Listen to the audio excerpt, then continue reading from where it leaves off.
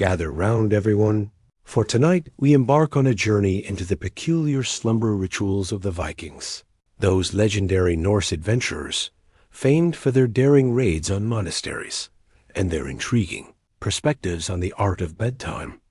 Now, let us lower the lights, perhaps activate a fan to create a gentle background hum, and together we shall embark on tonight's adventure.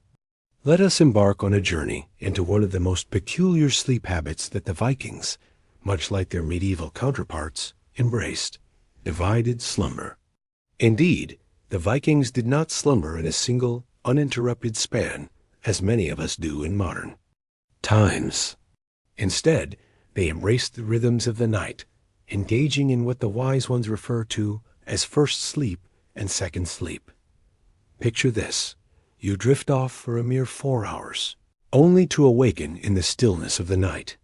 In that quiet moment, you might find yourself tending to a few tasks or pondering the challenges that lie ahead. Then, as the world outside remains hushed, you slip back into slumber for another 4 hours of rest.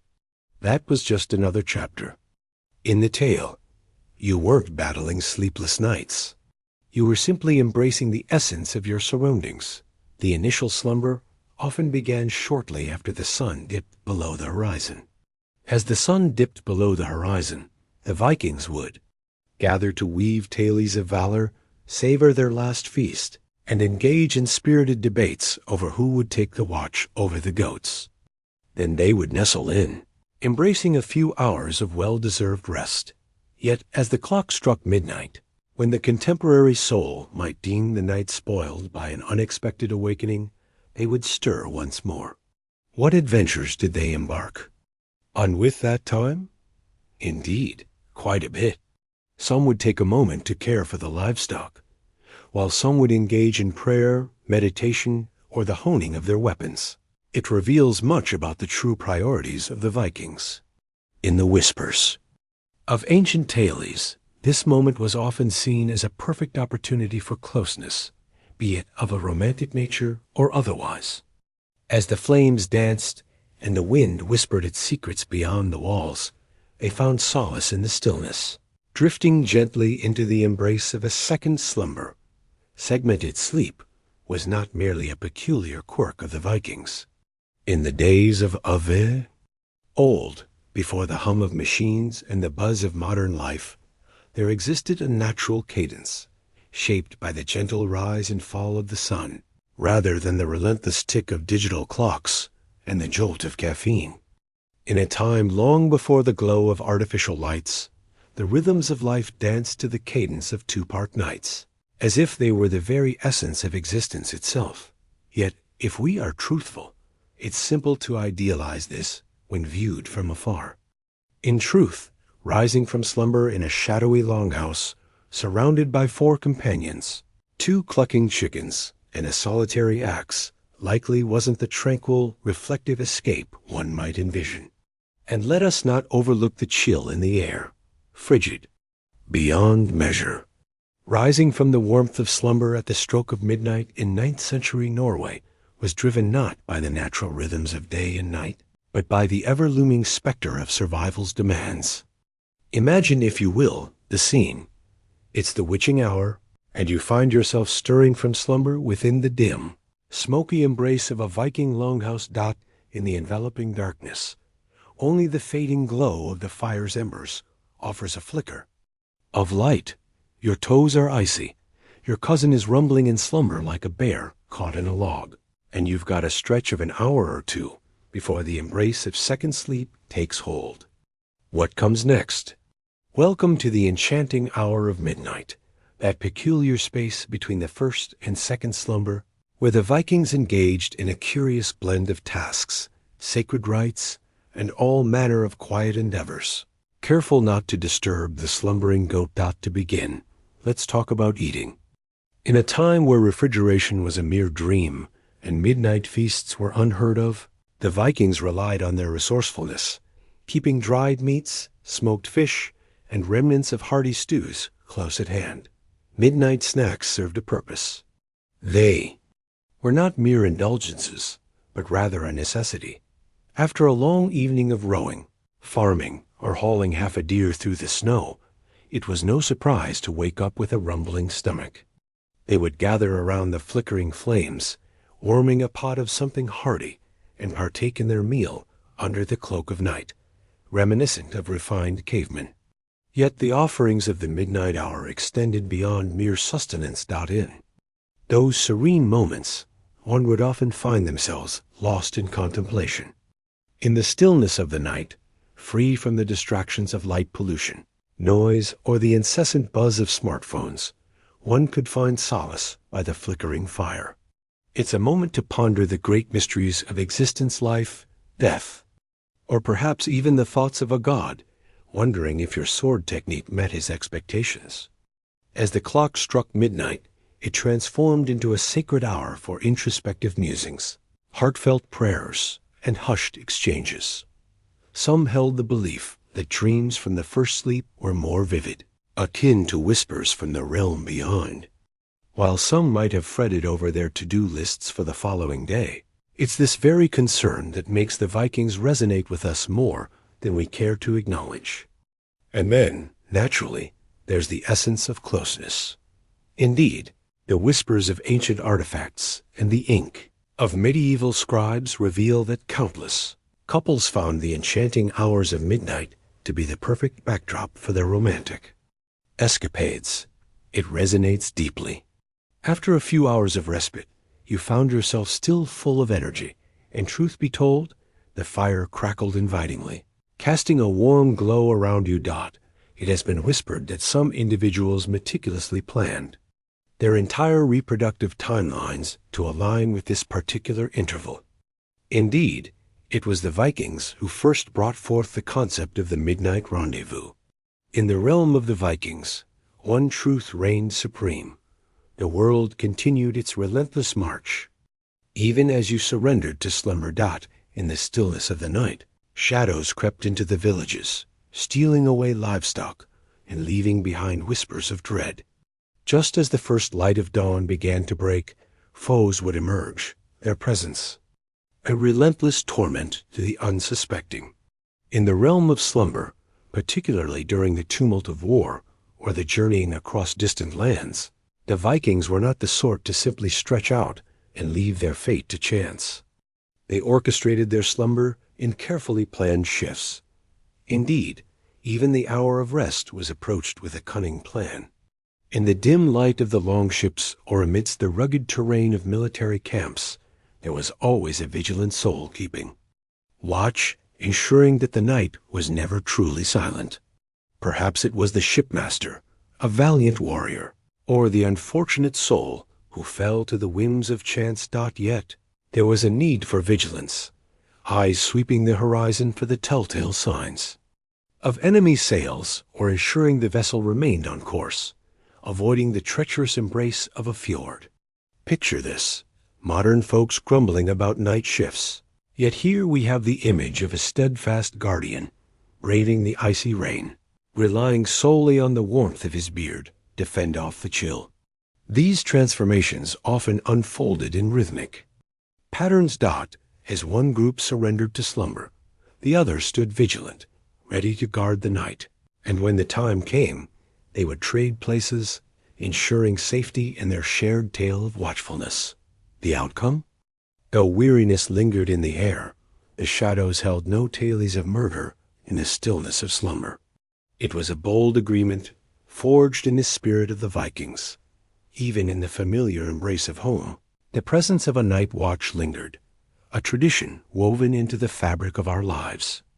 Within the expansive longhouses, those grand communal halls where all gathered to rest, one might linger by the fire, ears attuned to the distant howls of wolves, or perhaps meander about, ensuring that no mischievous creatures were gnawing on a pair of boots left carelessly unattended. In the bustling heart of larger settlements, vigilant guards roamed the perimeters and stood watch in towering lookouts, ever alert to the world beyond. Yet this tale extended beyond mere safety. It was a tale woven from the threads of culture. To be ever prepared was a badge of honor, A Viking man was not meant to slumber as if he were lifeless. He was meant to slumber like a valiant fighter, ever vigilant, with a hint of wariness and one hand resting upon his trusty axe. Sound slumber belonged to those who were blissfully unaware of lurking dangers. Though it may seem draining, and likely was, this watchfulness was woven into the very fabric of who they were. To embrace the Viking way was to embody strength. In the quiet moments, you found rest when the world allowed it, yet your senses remained sharp when duty called.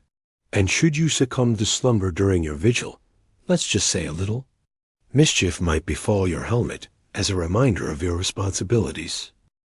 Imagine this scene.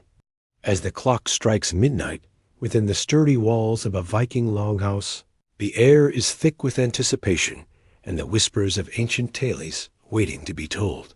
Frost clings to the windows while a smoky fire crackles. At the heart of the room, casting flickering shadows over a half-dozen Norsemen, nestled beneath their coarse woolen blankets. Now, take a moment to peer deeper. None of them have shed their garments for slumber. There are no transformations of attire, no soothing ceremonies of settling in with warm garments. In the world of the Vikings, it was common for them to retire for the night in their everyday attire, sometimes even donning additional layers like armor, as they embraced the practicality of their rugged lifestyle. Once upon a time, we shall embark on a journey through the fundamentals. In the world of the Vikings, clothing was a masterful art of layering. Woolen tunics drape gracefully, linen undershirts whisper of comfort, thick cloaks envelop in warmth, and fur, when fortune allows, adds a touch of luxury. These were not merely garments. They were instruments of expression. To shed your layers before sleep was to invite the chill of the night, a daring gamble that could leave you shivering come dawn. This was Scandinavia, a land of rugged beauty, not a snug Roman villa with its warm, inviting floors. In an age where the ordinary often blurred with the extraordinary, the Vikings embraced a practice that might raise eyebrows today. Sleeping in their garments was merely the beginning of their unique customs. Imagine a warrior, weary from the journey or the heat of battle, finding rest with a piece of their armor still clinging to them, a reminder of the ever-present call to defend and protect, not quite the full suit of chainmail, unless one was exceptionally devoted or simply lacked any regard for comfort, but sufficient to be prepared. Let's be honest, the chances of waking up to a raid were certainly there. And struggling to get your pants on while someone is forcefully trying to enter your home with a spear is a swift ticket to Valhalla. In the annals of time, there are tales of valiant warriors, resting with their helmets close at hand, weapons poised for action, cloaks still fastened around their shoulders. It wasn't a matter of style. It was a fight for survival. Comfort could be bartered, but readiness was non-negotiable, and this truth extended beyond just the warriors. Even ordinary people may find themselves donning their outerwear as they drift off to sleep during the chilly winter nights. The notion of donning cozy attire upon rising felt irrelevant when the warmth had to be safeguarded and cherished throughout the night. Taking your shirt off was basically admitting you'd given up. In the tapestry of Viking culture, one principle stood out, woven into the very fabric of their existence. Always keep a blade within reach, even in the depths of slumber, for it is in those quiet moments that danger may lurk the closest. For the Vikings, the bed transcended mere rest. It stood as a potential arena for conflict. The notion of wrapping oneself in comfort without a blade at hand would have seemed as ludicrous to them as neglecting to carry your sword into battle. In every setting, be it a longhouse, a boat, or beneath the vast expanse of the night sky, weapons were cherished like the most comforting of bedtime companions, chilling yet sharp, yet somehow soothing. Legends and historical findings reveal that numerous Viking men, along with a few women, would often rest with their weapons by their side.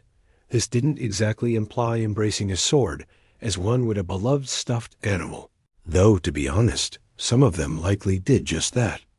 Weapons found their resting places beneath furs, alongside bedrolls, or were gripped firmly in hand, ready for whatever tale the night might unfold.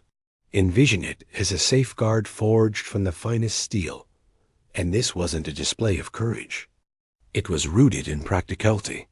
In the distant lands of the Vikings, their homes stood isolated, exposed to the elements, crafted from wood that could easily catch fire. Under the cloak of darkness, bandits, rival clans, and wild beasts unleashed their fury, showing no mercy as the night unfolded. Awakening unarmed from a deep slumber was a swift path to becoming a tale of heroism, one that would fade into the shadows of forgotten lore. In the rich tapestry of Old Norse culture, there exists a term that encapsulates this mindset: vigilance. To drift into slumber too profoundly was to surrender to the whims of the night. The noble warrior remained vigilant, even in the realm of dreams. Should you find yourself slumbering through a break-in, or, in the most tragic of fates, passing away in your sleep without defense, may fortune be on your side in your quest for Valhalla. Odin had his preferences. What of the weapons themselves?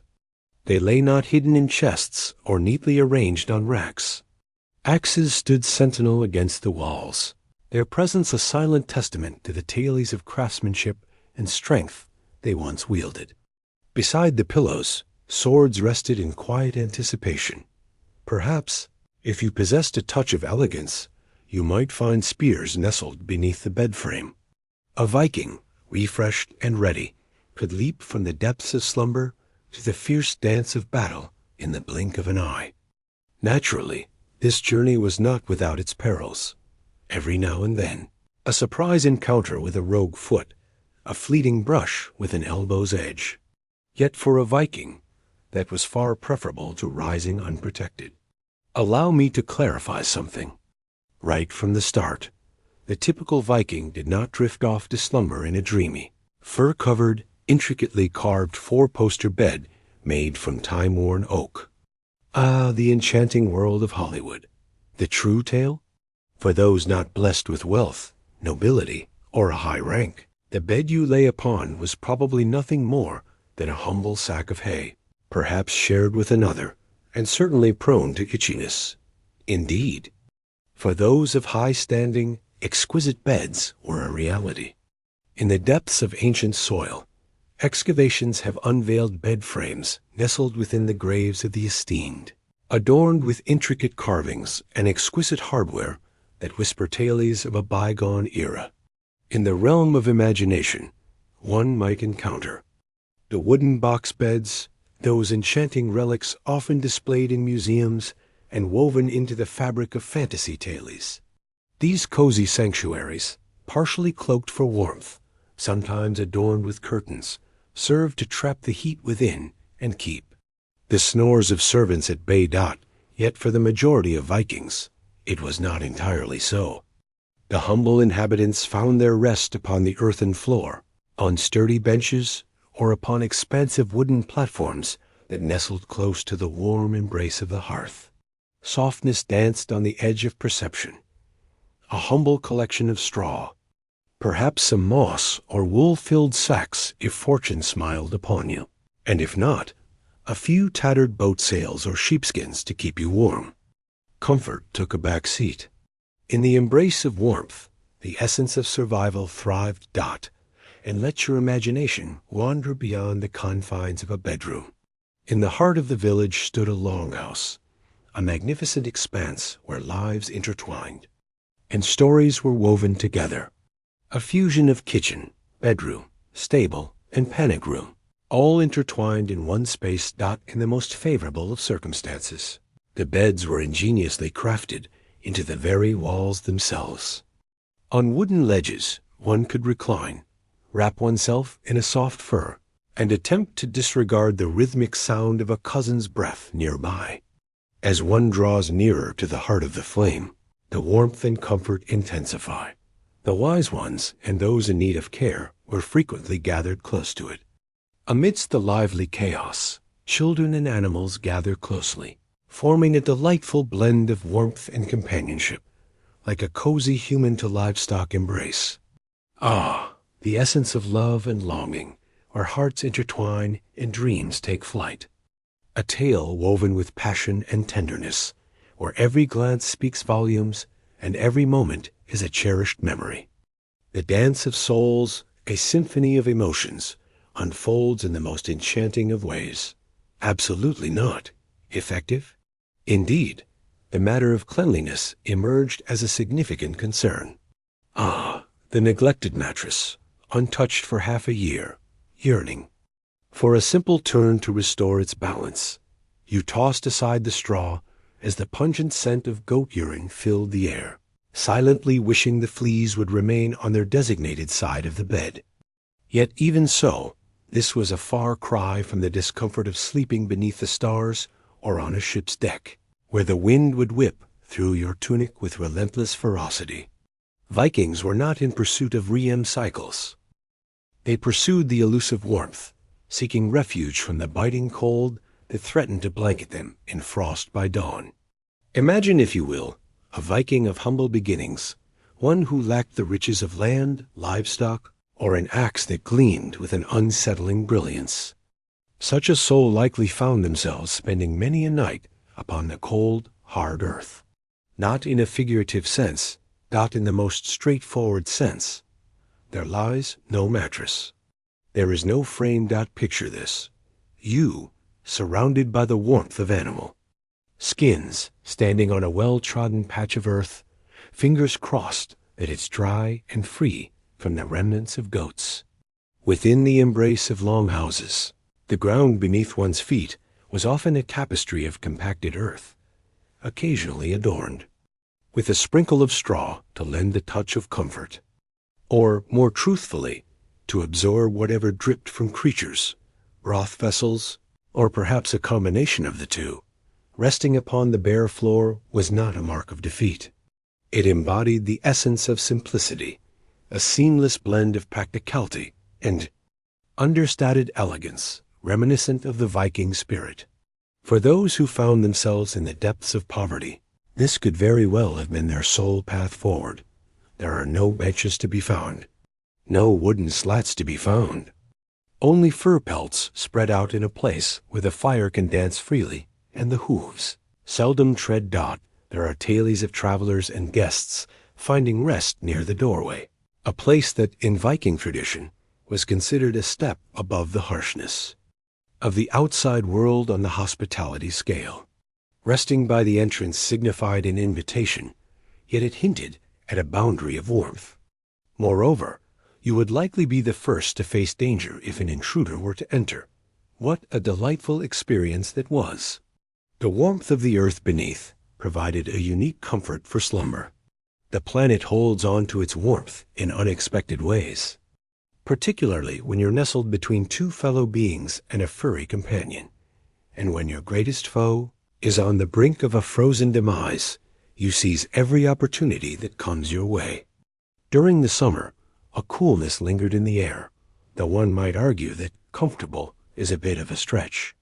Endurable might be a more fitting term. Naturally, this manner of slumber lacked any form of back support. In the time of the Vikings, the art of chiropractic care had yet to emerge. If you injured your spine, you either brushed it off or transformed into a minstrel of tales. Yet, despite the unease it brought, it was not regarded as something to be ashamed of or mournful. In the world of the Vikings, strength was held in high regard, while opulence often raised eyebrows.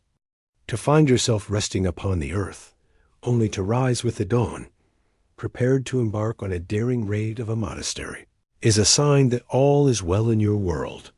For those who cherish tranquility, a sense of solitude, and the comfort of distinct sleeping quarters, a journey back to the Viking age might not be the best choice.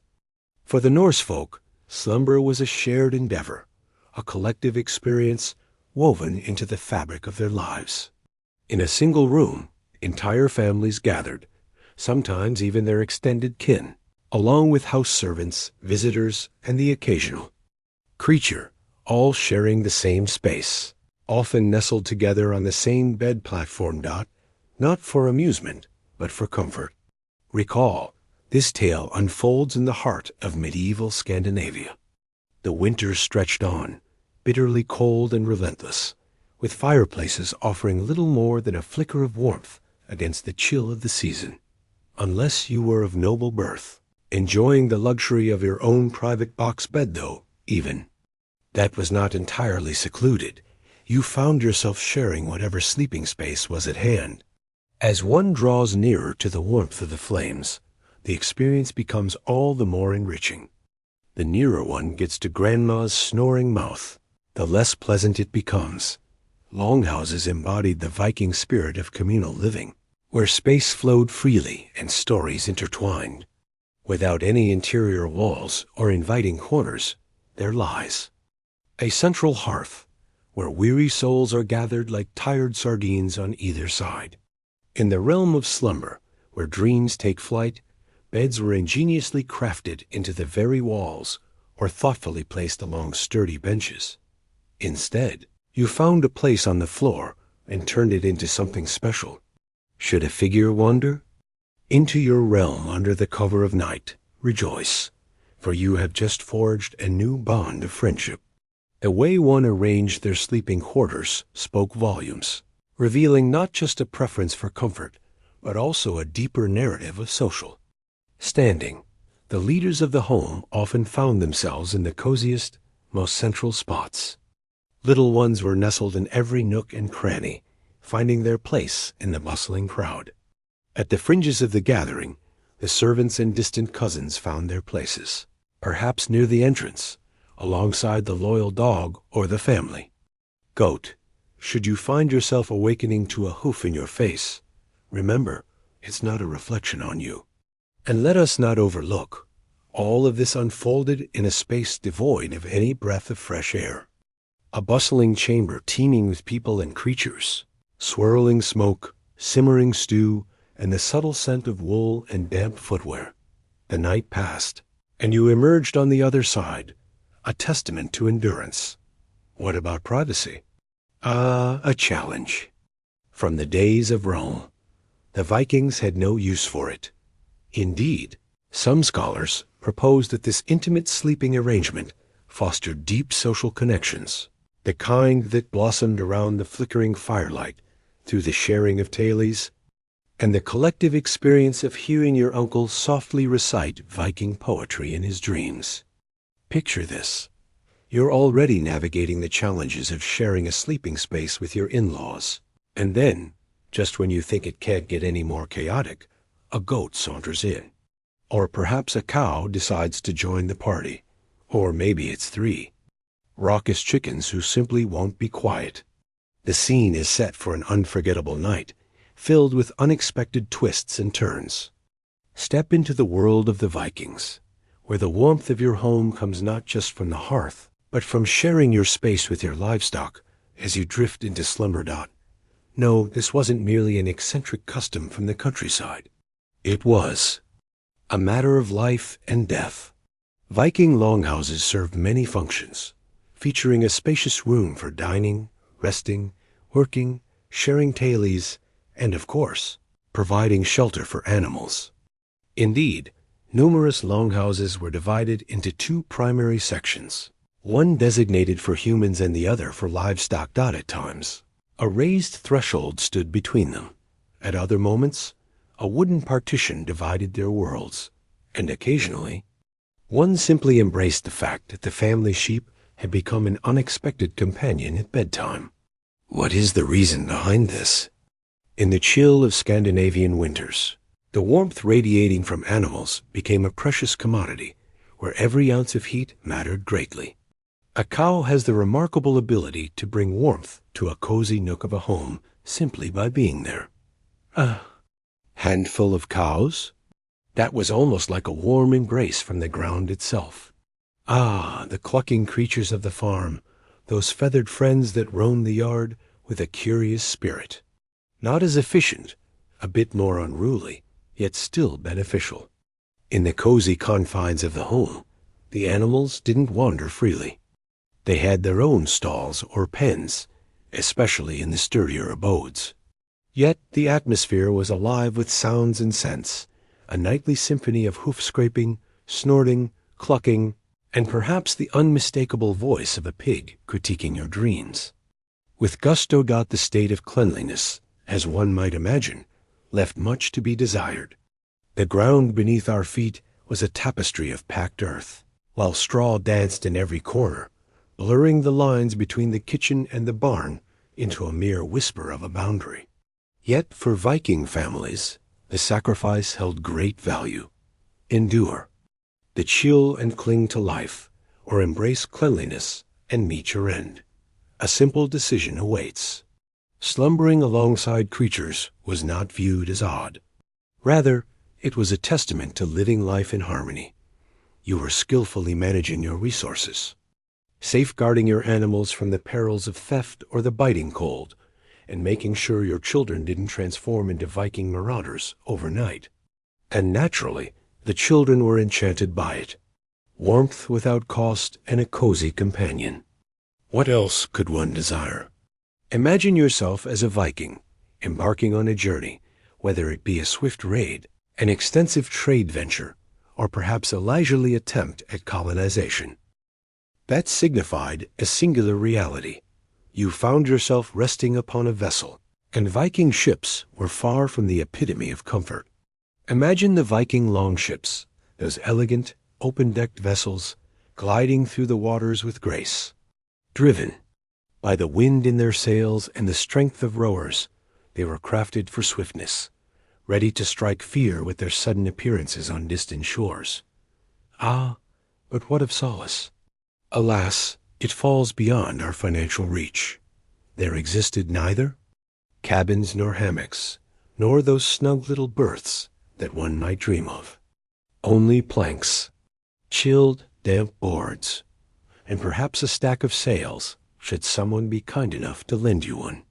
Resting on the ship was wholly governed by the whims of the weather, the rhythm of the waves, and the responsibilities of watch duty. Amidst the chaos, time slipped away, leaving only the weight of fatigue. Paddle tirelessly, rest whenever the opportunity arises. At times you would find yourself crumpled, drenched in your own perspiration and the salty kiss of the ocean's mist. At other moments, you might find yourself attempting to steal a few moments of rest beside barrels, filled with dried fish, and a fellow sporting a helmet that seemed to leak more than it contained. When the skies opened up, the world became a canvas of droplets, and those caught beneath felt the embrace of the rain. As the wind began to howl, you steadied yourself, determined to avoid the sharp edge of a blade nearby. And if fortune smiled upon you, granting you the chance to rest beneath the sail, then congratulations are in order. You have just ascended to the exclusive realm of the VIP section. The crew members frequently changed their shifts.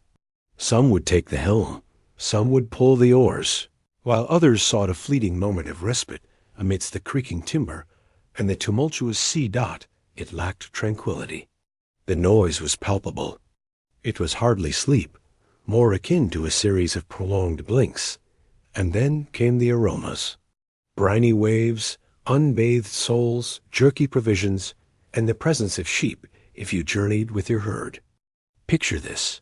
You're on the brink of slumber, yet the unsettling sound of a blade being honed echoes in the background, while a goat looms above you, its presence both curious and unnerving. That's merely a shadow of a dream. Ah, behold the scene of Tuesday aboard a Viking ship. Yet the Vikings had no desire for comfort. They sought the thrill of triumph. Slumber aboard a vessel was not merely for rejuvenation. It was a tale of endurance amidst the raging tempests. There was no requirement for you to feel rejuvenated. All that was required was the ability to wield an axe upon your arrival on solid ground. For the Vikings, dreams held a significance that transcended mere slumber. They were messages, ethereal whispers from the divine, cautionary tales from the departed, and at times, glimpses into the unfolding drama of your week ahead. In the rich tapestry of Viking sagas and Eddic poetry, one finds a treasure trove of dream omens woven throughout the narratives. A vessel gliding toward the horizon in a reverie? In the not-so-distant future, your time will come to an end. Imagine a chilling breeze sweeping through your home, whispering secrets of the night. And then there came the end. Imagine the wolves, fierce and wild, racing through the village in the depths of your dreams. Without a doubt, it is the end of the line. In essence, if the dawn greeted you with memories, it likely signaled a moment to revisit your will and perhaps reconsider that raid plan for the morrow. Yet, amidst the shadows, there were glimmers of light.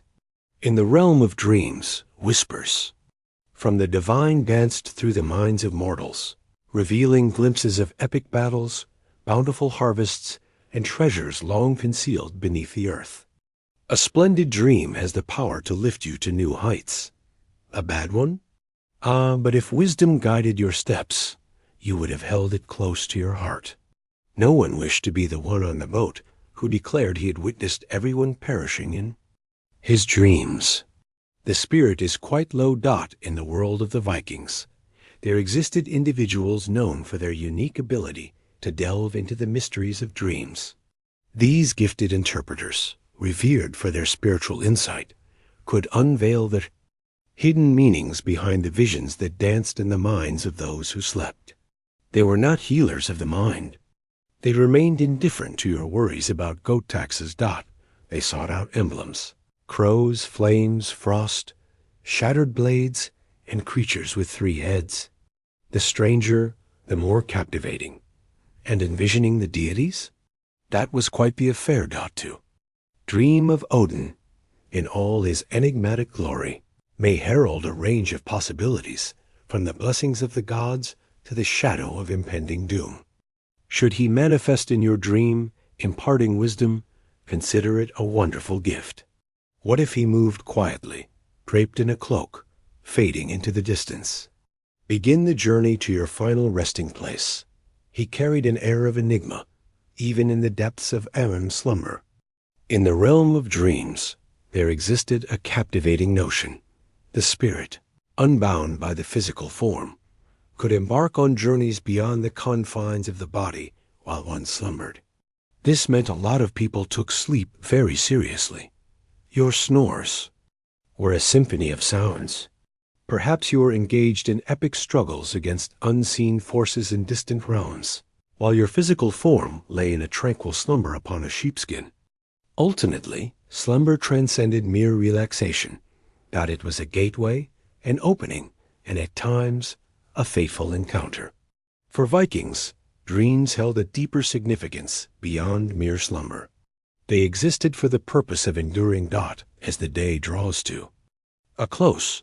Many find solace in the familiar rituals of preparing for slumber, brushing their teeth, slipping into comfortable attire, and perhaps losing themselves in the pages of a book. The fierce and adventurous seafarers of the North, known for their legendary exploits and rich tales of conquest and exploration.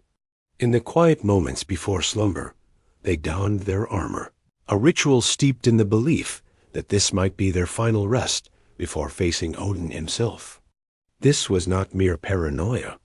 The air was thick with anticipation as the warriors engaged in their sacred rites, readying themselves for the impending clash.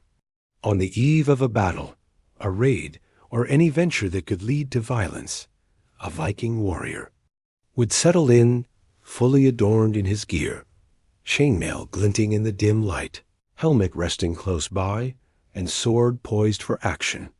Not due to its comfort, for it was far from that, but because they held a firm belief that the gods honored those who were prepared to embrace death with grace. And preparedness heightens your likelihood of being selected by the Valkyries. Resting without a weapon? That was akin to arriving at Valhalla clad only in your undergarments. Some brave souls held the belief that the manner in which one slumbered on the eve of battle could shape the destiny of their spirit. Should you find yourself ready, vigilant, and mentally primed for battle, Odin would surely take notice. Imagine yourself nestled in warmth, a gentle drool escaping onto your tunic, while the trusty axe lies forgotten in the other room. Ah, but beware, for you may find yourself awakening in a chilling realm, a frigid afterlife set aside for those who departed without valor. A grim destiny awaited the one who boasted of possessing 12 axes. It was not a practice embraced by all, naturally. Not all were clad in protection. The cost was quite high. Yet, even the most unassuming individuals would occasionally find themselves resting in their travel attire or clutching their weapons close on the eve of a perilous journey. It served as a powerful declaration to the deities and to your band of companions. Unprepared, let's embark on this journey. And it transcended mere mortality. Resting in this manner offered strategic benefits. When caught off guard, there's no moment to don a different guise. A warrior, clad in full armor, could spring into action and engage in battle in mere moments. Picture yourself as the intruder, stealthily slipping into a Viking encampment, only to discover your intended prey already stirring, weapon in hand and ready for a confrontation. When winter descended upon Scandinavia, it did not merely arrive, it swept in with a fierce dominance. Snow descended with a fierce intensity, the sun retreated behind a veil of clouds, and the chill in the air sank deep, leaving me to wonder, why is my beard frozen to my chest?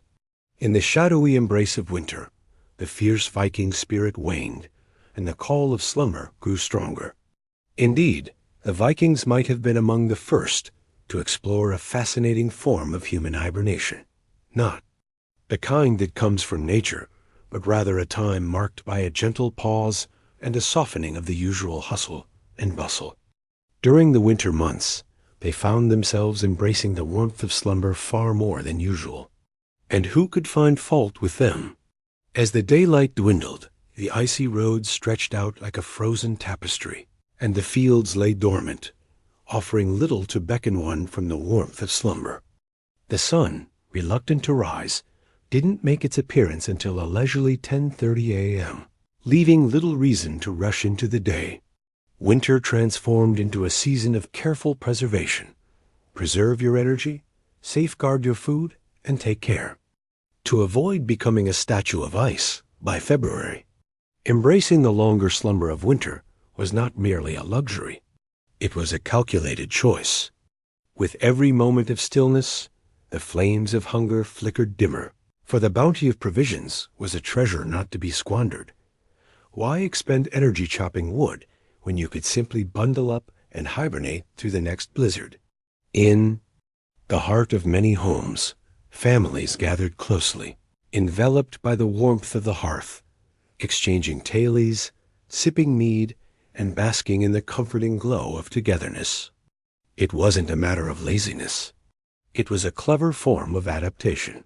Long periods of rest granted the weary bodies a chance to heal from the relentless toil of labor, the pursuit of game, and the trials of battle. Imagine it as a time-honored ritual of preparation, where the echoes of deep slumber and the warmth of reindeer fur intertwine in a cozy embrace.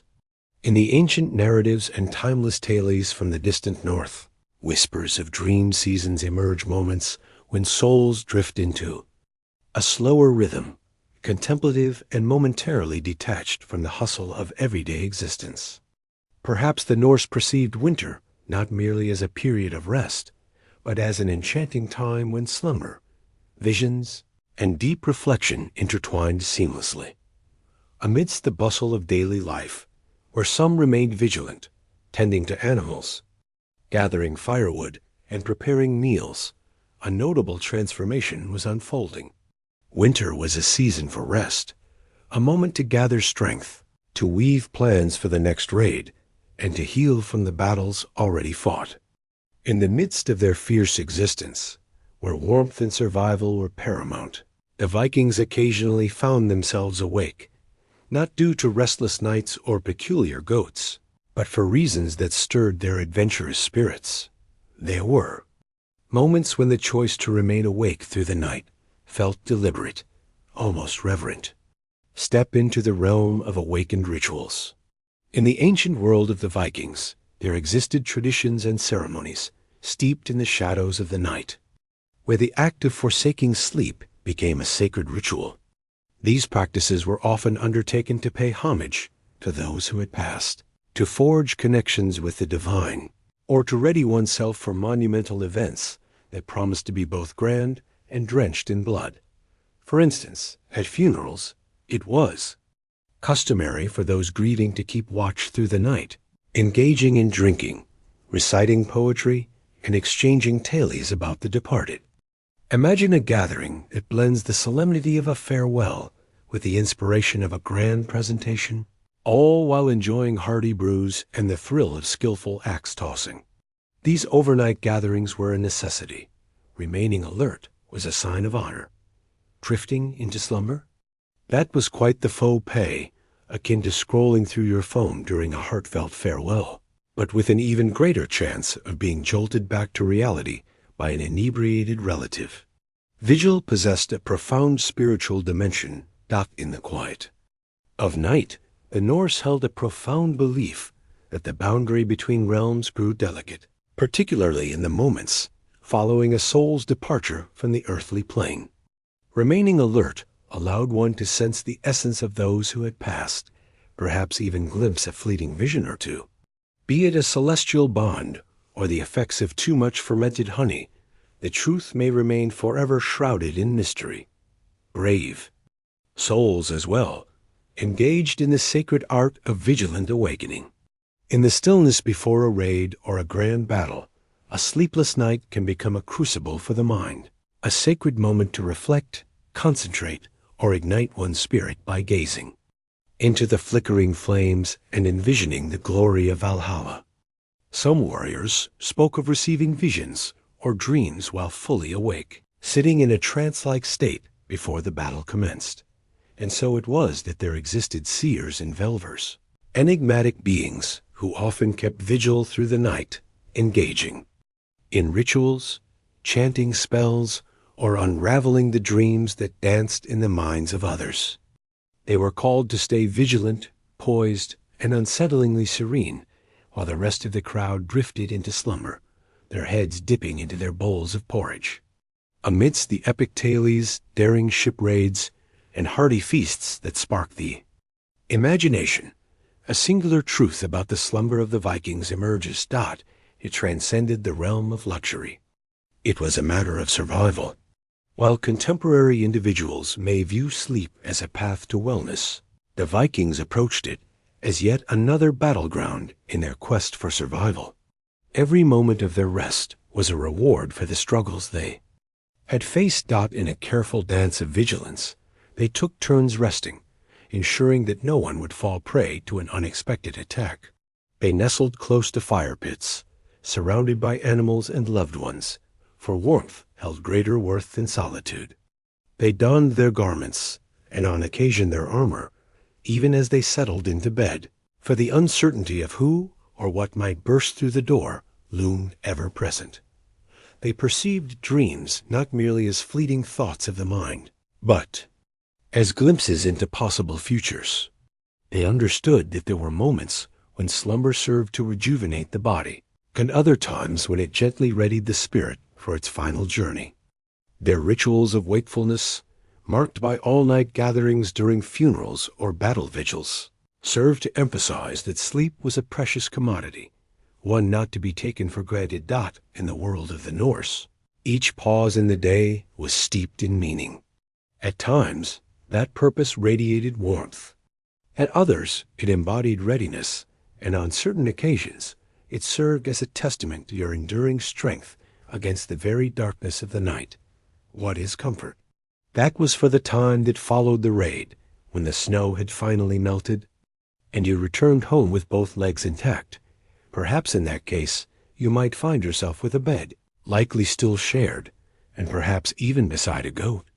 Yet in the midst of it all, the slumber of the Vikings held a certain charm. It stood strong against the odds. In the face of their harsh surroundings. They embraced a blend of unyielding practicality and an air of enchantment they may not have. Created bedtime tales, but they certainly mastered the art of transforming dreams into timeless legends. Perhaps that embodies the essence of the Viking spirit more than anything else. They portrayed sleep in its raw, unembellished form. They embraced the moment without hesitation.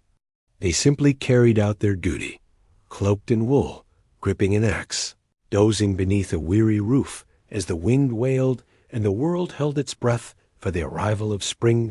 In the year 1480, Rome was a realm steeped in the fragrant whispers of incense and the stark reality of blood.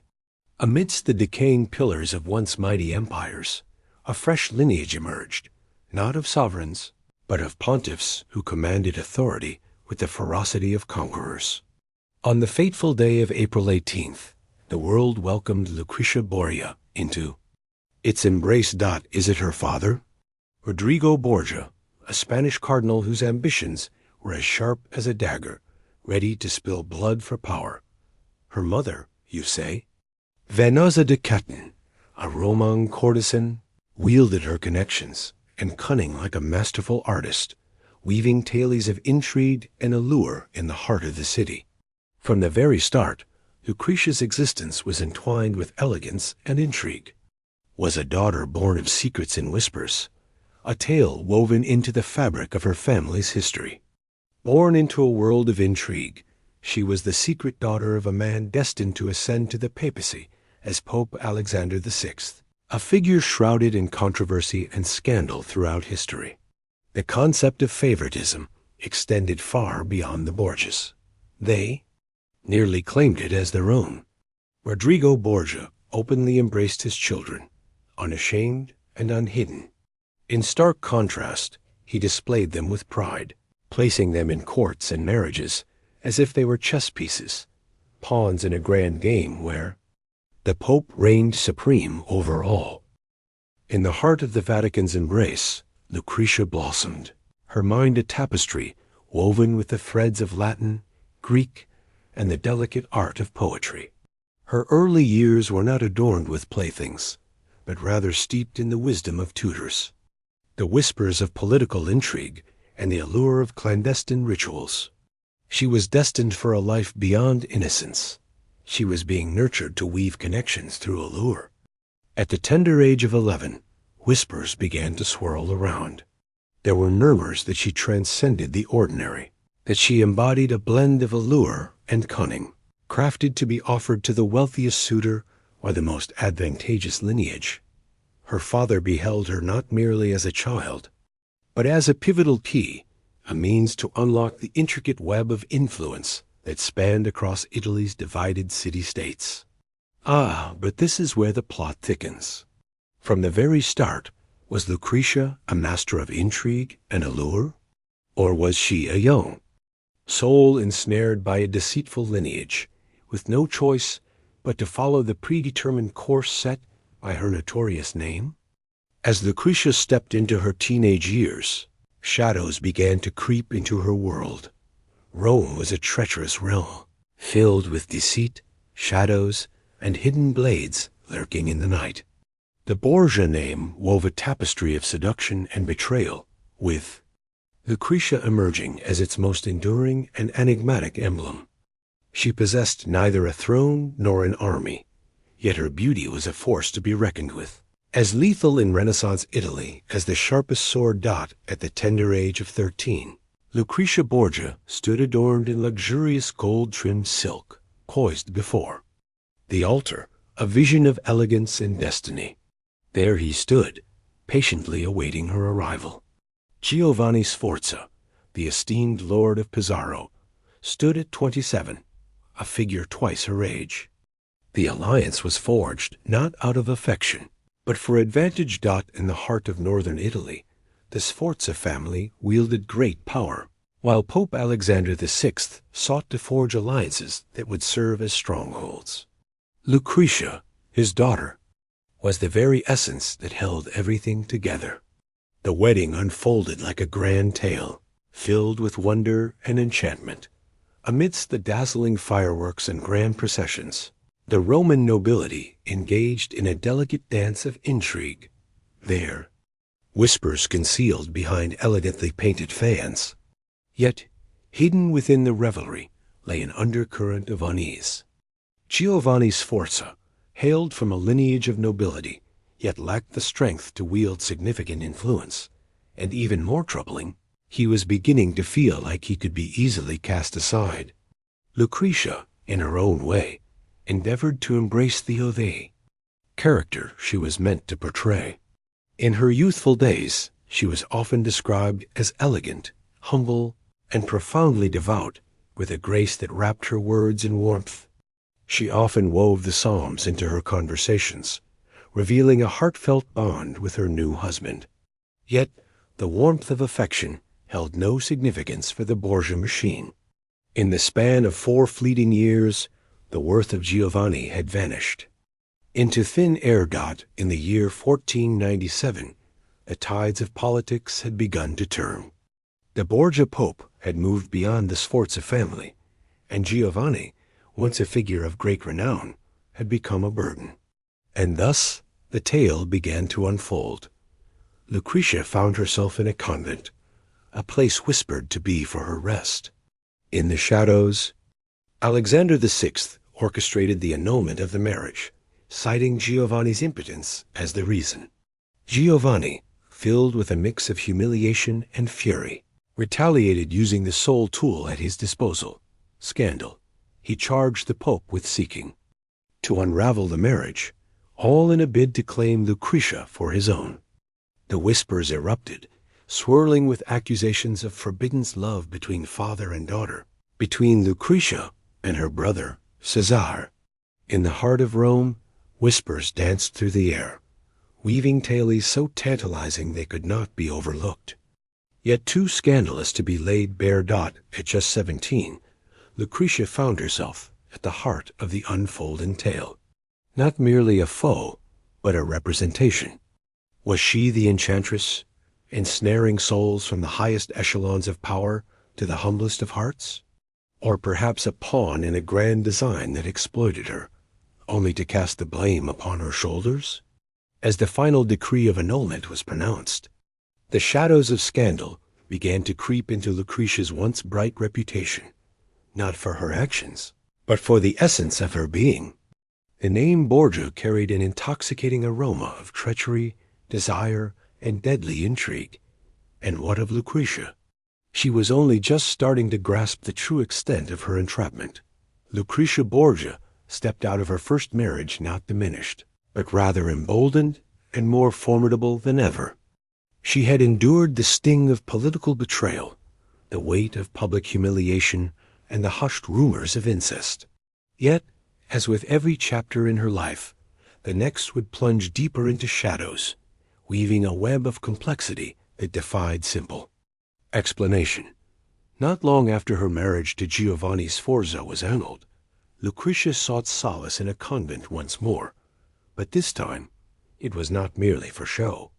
It was during this retreat that an enigmatic scandal unfolded.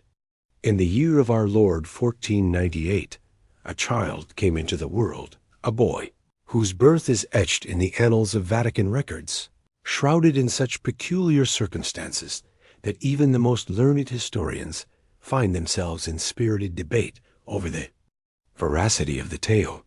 Once upon a time, there was a child named Giovanni, and from the heavens, 2 contradictory papal bulls emerged. One proclaimed him to be the offspring of Cesare Borgia, the fierce and aspiring brother of Lucretia. One document, bearing the label Secretissimo or Top Secret, revealed a tantalizing tale. The boy was said to be the very son of Pope Alexander himself, though neither document explicitly named Lucretia as the mother. The timing, her sudden absence, and the whispers that circulated painted a vivid picture. All were convinced that the infant belonged to her. So, who was the one who played the role of the father? Cesare? Ah, the Pope. Once upon a time, there was a secret lover known as Pedro Calderon, a Spanish courtier whose enigmatic disappearance whispered through the halls of history. likely at the hands of Cesare. Amidst the web of deception and lost papers, a singular truth emerged, unwavering and clear. Lucretia's form had transformed into a canvas for whispers and intrigue. She couldn't sneeze without Rome believing it. Was a deliberate maneuver in a Borgia scheme. Though she never formally recognized the child as her own, she also did not turn him away. Giovanni's journey began in the opulent halls of the papal court, where he was first known as a bastard, then embraced as a nephew, and ultimately transformed into a pawn in the intricate dance of family alliances. Lucretia pressed forward, as was her way, wearing a smile amidst the tempests and choosing silence over explanation. This time forged her tale into legend. Lucretia, the enchanting mistress of venom. Lucretia, the alluring seductress of forbidden desires. Lucretia, the enchanting weaver at the heart of the papal tapestry, despite the scant evidence surrounding her allure. The battle was already won, with myth reigning supreme over truth. Yet, instead of succumbing to shame, she was being readied for her next adventure, a fresh union, a more advantageous alliance, and this time the stakes would transcend mere politics. They would carry the weight of life and death. Lucretia had shed her role as a mere pawn. She was ascending to the throne, transforming into a queen. In a remarkable turn of events, Lucretia's second marriage appeared to present a gift she had yet to experience. The warmth of love. In the year 1498. At the tender age of 18, she entered into matrimony with Alfonso of Aragon, the Duke of Bisceglie, strikingly handsome and gentle 19-year-old, hailing from the illustrious Neapolitan royal lineage. In contrast to her first husband, Alfonso was no mere figurehead in the realm of politics. He was a noble prince, born of regal lineage. To my astonishment, their union radiated warmth, brimming with a sense of affection. In a moment, Lucretia flourished. The court whispered of her allure, with golden tresses cascading, porcelain skin glowing, and eyes that danced effortlessly between purity and playful mischief in an instant. As they strolled through the enchanting Vatican gardens, she and Alfonso walked hand in hand, weaving their own tale amidst the beauty surrounding them. In the year 1499, a son named Rodrigo was born, a tribute to her father, Pope Alexander VI. It was meant to herald a fresh start. Yet this was the notorious Borgia court. Affection faded, but strength endured. In a tale of ambition and power, Cesare Borgia, brother to Lucretia, emerged as a formidable warlord, consumed by his thirst for glory. He had recently taken a French princess as his bride, forging a strategic alliance with France. Naples, the land of Alfonso, had turned into a place of political turmoil. Caesar's ambition required fewer constraints, and Alfonso was one of them. The blades started to dance around. Alfonso, feeling the weight of impending peril, made a desperate attempt to escape the clutches of Rome, yet fate had other plans, and he was captured, and so the assault began. On a fateful night in July 1500, shadows lurked as assassins lay in wait, striking with deadly precision on the steps of the Vatican. He faced a brutal assault, pierced by blades more than once, yet against all odds, he managed to cling to life. At least for the moment. In a whirlwind of urgency, Lucretia devoted herself entirely to his care. She lingered by his side, her hands shaking as she carefully wrapped the bandages, murmuring soft prayers into the stillness of the night. For weeks she tended to him, pulling him back from the brink, while shadows of her foes hovered just beyond the threshold. On the fateful day of August 18th, as she ventured elsewhere, a masked figure stealthily slipped into Alfonso's room. In the stillness of the night, a life was snuffed out, a victim of dark intentions, likely orchestrated by Cesare himself. Lucretia came back to discover him lifeless, the remains already taken away. Her sorrow was palpable, and laid bare for all to see. In solitude she withdrew into her chamber.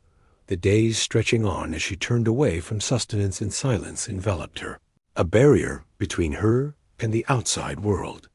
Once, a bright-eyed young bride danced through life, but fate turned her into a widow, carrying with her a cautionary tale. The message resonated with unmistakable clarity. Within the walls of the Borgia household, love was seen as a vulnerability, and to endure, one had to master the art of guarding their heart. Lucretia stepped forth, her demeanor sharpened, her insights deepened, and her presence more formidable than ever. She had cast aside her faith in love, placing her confidence instead in strategic partnerships, and her forthcoming union promised to be the most magnificent and perilous of them all. In the year 1501, mere months following the tragic demise of Alfonso, Lucretia Borgia found herself once more adorned in luxurious silk, embarking on a journey northward. Her destination? The grand union with Alfonso d'Este, the heir to the formidable Duchy of Ferrara. It was a brilliant maneuver, carefully crafted and executed with precision. Should the Borgias manage to align themselves with one of Italy's esteemed noble families, they would shed their image as mere foreign newcomers from Spain. Though they were destined for greatness, the Este family found themselves grappling with uncertainty. Alfonso d'Este hesitated to unite with a woman whose lineage was steeped in poison, scandal, and incest. His sister, the astute Isabella d'Este, boldly labeled Lucretia a harlot. Even the ambassadors from Ferrara cautioned the Duke about embracing this Roman woman. Yet Pope Alexander VI, with his charm and cunning, adorned the arrangement with riches, territories, and assurances of military might. Thus, albeit with some hesitation, the union was forged. Lucretia made her grand entrance in Ferrara in 1502, as if she were a queen stepping out from a realm beyond our own. In the heart of Rome, turmoil and deceit reigned supreme. Ferrara embodied elegance and heritage. In this realm, the nobility held their heads high, basking in the glow of refined manners, scholarly pursuits, and an unwavering sense of honor. Lucretia felt the weight of scrutiny upon her. Each movement, each phrase, each ensemble faced scrutiny. Yet she pressed on, unwavering. She transformed with remarkable swiftness. In her elegant gowns, she orchestrated gatherings that whispered of sophistication, captivating all with her grace and wit. The court of Ferrara, once frigid, started to warm with the passage of time. Her beauty captivated all who beheld her.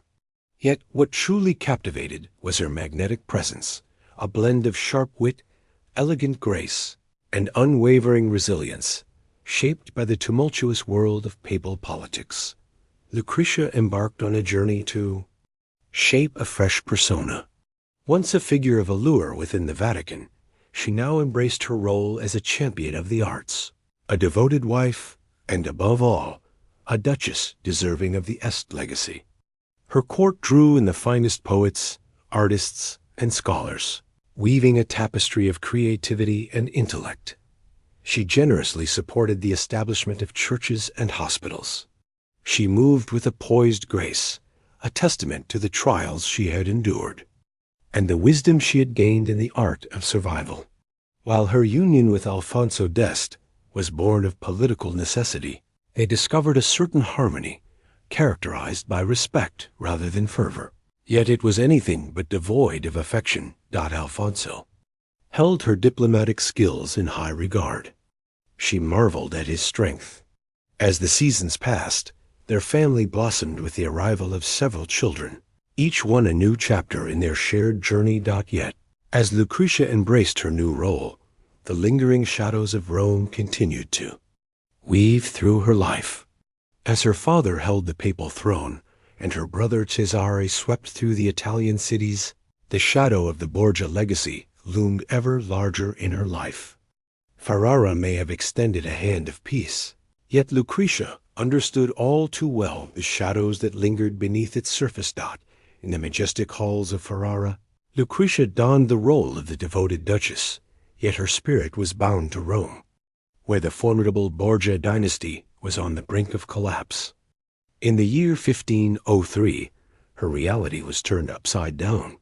Her father, Pope Alexander VI, the figure who had nurtured her as both a beloved daughter and a pawn in the grand game of politics, was struck by a sudden illness following a lavish banquet. In just a matter of days, he met his end, his form grotesquely swollen, darkened, and oozing putrid substances. Whispers danced through the air, igniting like flames in a dry forest.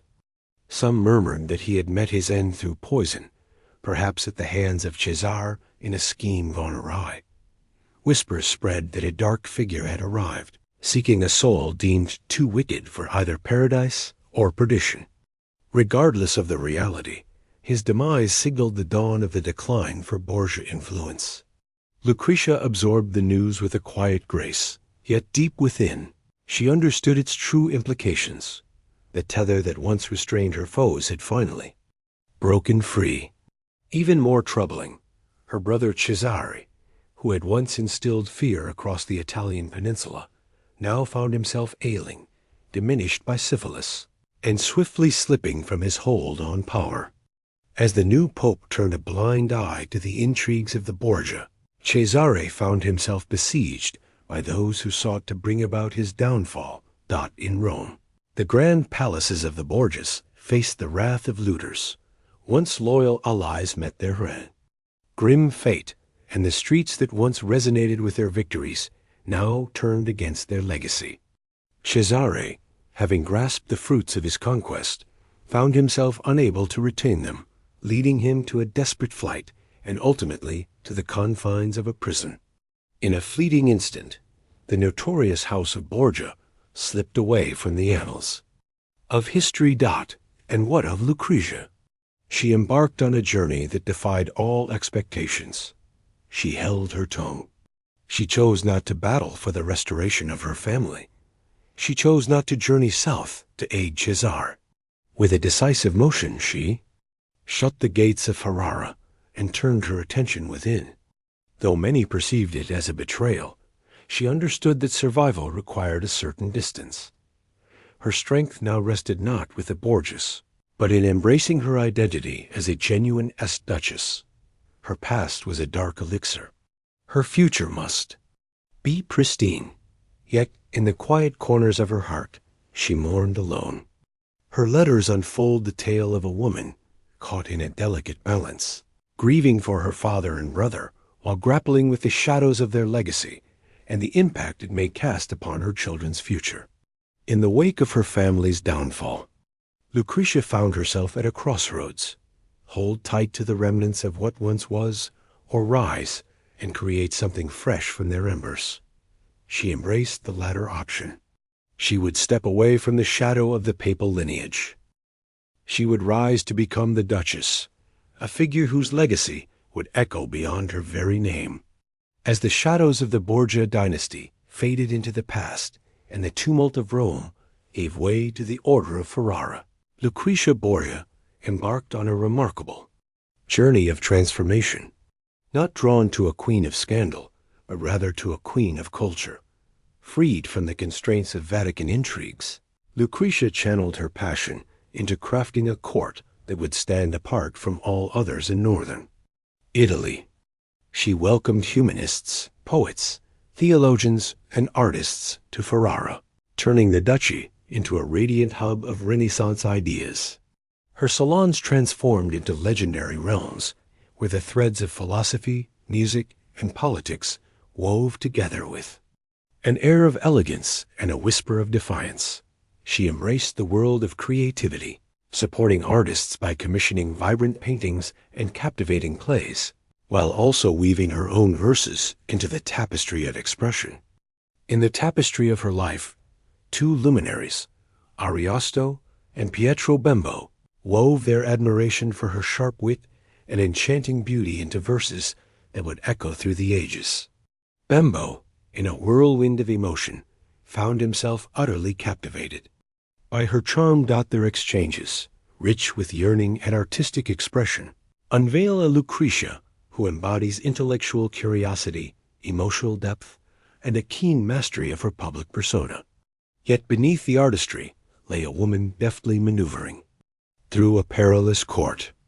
In Ferrara, shadows lurked and foes were ever present. There were still murmurs among the nobles, suggesting that she was a witch of the Borgia lineage, cloaked in deception. Some harbored bitterness towards her sway over Duke Alfonso. Yet Lucretia met their scorn with masterful finesse. With a keen eye for strategy, she bestowed generous gifts to charity, fervently supported religious endeavors, and orchestrated grand public celebrations to capture the affection of her people. Motherhood emerged as a captivating new chapter. She welcomed several children into the world, though not all were destined to see the light of day beyond infancy. With great care, she nurtured their minds and hearts, pouring her love into their education and the dreams she held for their futures. She held a fierce guardianship over her eldest, Rodrigo, whose arrival had been cloaked in controversy. In Ferrara, she endeavored to anchor him with titles and affection, yet he lingered as an uneasy echo of her former existence.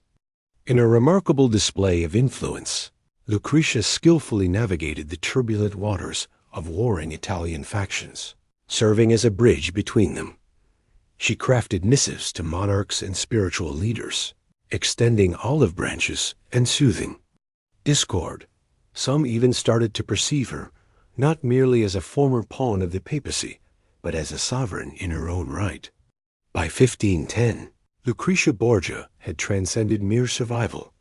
She flourished in her roles as a duchess, a mother, a patron, and aunt, perhaps at long last as her own individual. Yet, in Renaissance Italy, tranquility was but a fleeting dream, and the echoes of history lingered, never fully fading away. In the radiant embrace of Ferrara's Renaissance court, where the golden light danced around Lucretia Borgia's secluded realm, shadows crept back in, subtle and unyielding. In the years that followed her cultural victories, misfortune enveloped her family like a relentless, suffocating wave.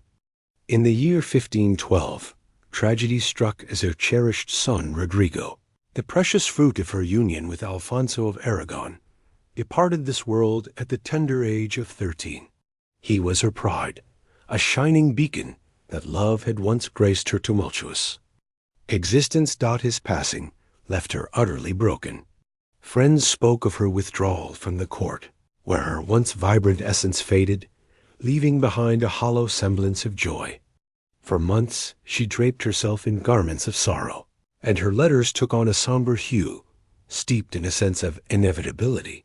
Yet the tale was far from over. She would endure the heart-wrenching loss of several infants, fragile souls who barely graced the world before slipping away into the pages of prayer books and the silence of tombs. With every loss her body grew frailer, and the weight on her spirit deepened. Yet she persevered, concealing her anguish skillfully beneath the elegant facade of a duchess. In the light of festivals, her smile radiated warmth and joy. In hushed tones she revealed her inner struggles, a tempest of spiritual anguish, guilt, and an ever-present sense of dread. And then came the relentless murmurs. The tales of her past lingered like shadows, the poisoned goblets whispering secrets, the incestuous accusations echoing through time, and the hidden child, always a part of her narrative. Regardless of the countless chapels she constructed or the artists she championed, whispers of Borgia lingered, accompanied by suspicious glances. Her quest for redemption resembled the futile task of erasing ink from a delicate parchment. The stain clung stubbornly, refusing to budge. Even her union with Alfonso d'Este, which had once been marked by respect, if not romance, began to show signs of strain. As Alfonso ventured far and wide on his military quests, Lucretia found herself drawn deeper into the realms of faith and the enigmatic world of mysticism. She often embraced the practice of fasting, dedicated her resources to the creation of sacred art, and generously supported the monasteries. Whispers floated through the air, suggesting she was seeking redemption for transgressions left unspoken. Whispers filled the air, suggesting that she was on the brink of something far more sinister. Her vitality, already diminished by the trials of childbirth and the weight of worry, started to wane. She endured the relentless grip of fevers, the weight of exhaustion, and the shadow of MELANC OELAA. By the year 1518, the simple act of ascending the stairs had turned into a formidable challenge. Amidst the trials and tribulations, she continued to weave her words, to find solace in reflection, to shield her offspring, and to safeguard the magnificence of the Ferrara court. It felt as though she sensed the fleeting nature of time, yearning to create something exquisite, something that would eclipse the whispers of controversy. Yet, history holds its pen with a possessive grip. And for Lucretia Borgia, the last chapter was already being penned.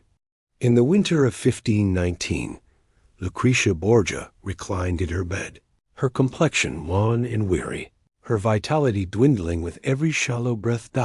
At the tender age of 39, she carried the heavy burden of over a dozen pregnancies, the toll of years spent in the spotlight, and the unyielding legacy of a family name that clung to her like a second skin. After bringing her final child into the world, a daughter who would only grace them with her presence for mere hours, she succumbed to illness. The toil was harsh, and soon enough, infection took hold with alarming speed.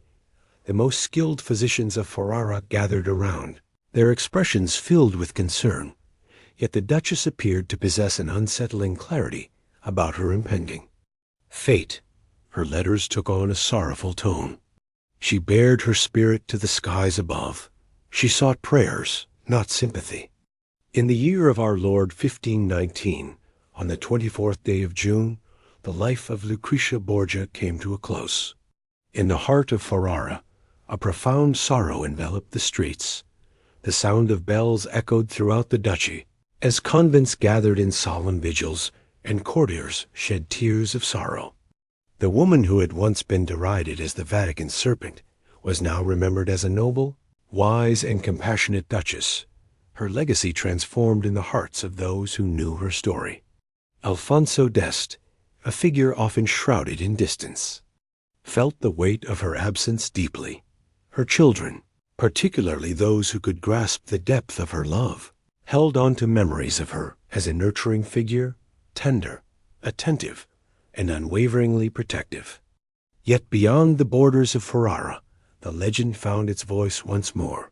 Rome held on to the memory of the younger Lucretia, a girl ensnared in a tapestry of power, scandal, and the hushed echoes of treachery. Pamphlets and tales rekindled the ancient whispers, suggesting she had enticed cardinals, taken the lives of husbands, and shared her bed with her brother. Disregard the fact that a significant portion of it was merely a smear campaign. The legacy of the Borgia name was steeped in shadows, a weight she bore until her final breath. Yet a subtle truth lingered on. Lucretia had never been one to weave intricate plots. She had emerged from the shadows, a girl bartered by the whims of influential men who ultimately discovered the art of crafting her own realm, traditions, and enduring tale. A woman who transformed controversy into cunning and shame into strength. She departed, leaving behind verses, missives, and structures, fragments of her essence woven throughout the tapestry of the Italian Renaissance. And as the years unfolded, the chroniclers of the past would delve deeper into her tale. Could she be seen as the antagonist, a character caught in the web of misfortune, or perhaps a blend of the two? Perhaps she was something extraordinary, a woman navigating a world that could not accommodate her intricate nature. And thus, Lucretia Borgia transcended her role as merely the daughter of a pope. She transformed into a mirror, capturing the sins, fears, and brilliance of an era that has yet to fully absolve her for enduring it. in the heart of Oxford, on a fateful day, September 8th, 1157. Richard Plantagenet entered a realm brimming with power struggles and the relentless pursuit of dynastic ambition. His father was King Henry II, the inaugural monarch of the Plantagenet lineage, a sovereign of formidable vigor and remarkable legal acumen. What about his mother? Once upon a time, there was Eleanor of Aquitaine, a figure of unmatched power and charisma. She graced the thrones of both France and England, leaving behind a legacy that stirred the very winds of politics. From the moment he entered the world, Richard's upbringing was far from the traditional English path. He was nurtured to embrace his strength. He was raised not amidst the foggy landscapes of Britain, but under the warm embrace of the sun in the vibrant courts of Aquitaine. His mother's duchy nestled in the heart of southern France. In that place, he immersed himself in the language and chivalry of the land, embracing its deep-seated pride and warrior spirit. He favored the melodic tones of Languedoc over the rigidity of English, and he consistently saw himself more as a noble French duke than as an English prince. In contrast to his elder sibling, Henry the young king, Richard was not enveloped in the trappings of pomp and circumstance. He learned the art of commanding legions. At the tender age of 12, he found himself in the company of knights, honing his skills and embracing the call of adventure. At the tender age of 15, he found himself clad in gleaming armor, charging into the thrilling world of jousting, while immersing himself in the legendary military strategies of Julius Caesar. He stood tall, exuding charisma, and possessed a bravery that was nothing short of awe-inspiring. From the very beginning, it was evident that this boy was not destined for the confines of thrones. He was destined to grasp them. Yet, Richard's early years were steeped in the shadows of familial treachery. In a world where his father's fears loomed large, his mother's relentless drive soared high, and the fierce competitions among his brothers brewed a cauldron of conflicting loyalties and defiance. In the year 1173, a young Richard, merely 16 summers old, found himself swept up in a rebellion against his own father, a movement ignited by the fierce determination of his mother and the ambition of his elder brother. It was said that Henry was withholding from them the power, titles, and land they believed were rightfully theirs. It was a daring, perilous choice. Richard, still on the cusp of manhood, galloped into battle, not facing distant foes, but clashing with those who shared his very lineage. Alas, the rebellion met its demise.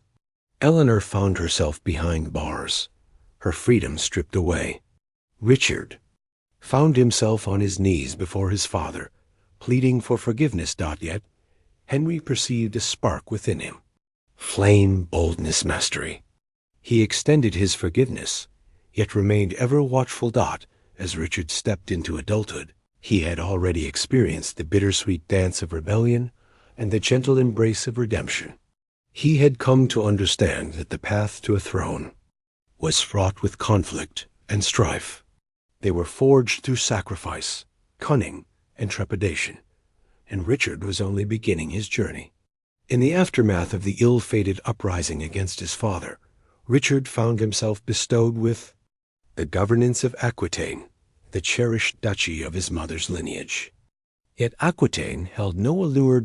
In a tumultuous realm, a seething pot of noble uprisings, quarreling barons, and towns that scarcely acknowledged the might of the English crown simmered with tension. And Richard, still on the cusp of manhood, was called upon to take the reins of power.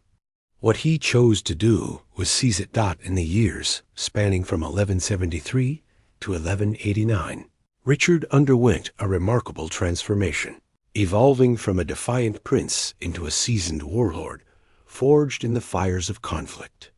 He vanquished insurgents, besieged defiant fortresses, and took the helm, guiding his knights into fierce battles.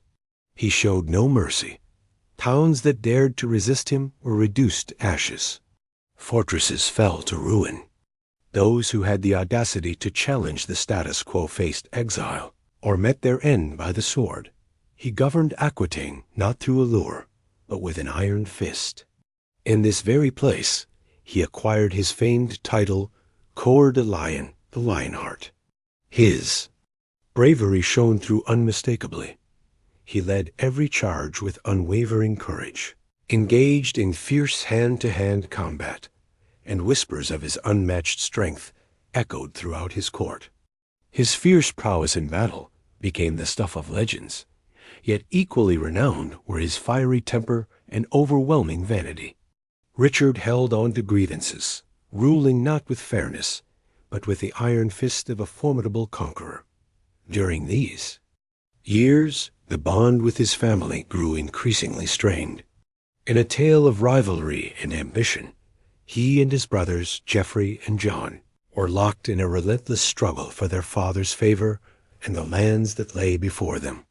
Henry II, keenly aware of Richard's burgeoning aspirations, found himself filled with trepidation at the thought of what his son might pursue.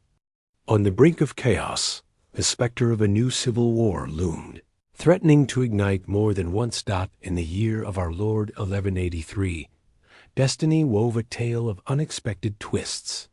In a tale of fate and misfortune, Henry the young king, the elder brother of Richard and the expected successor to the English throne, met his untimely end due to dysentery amidst the trials of battle.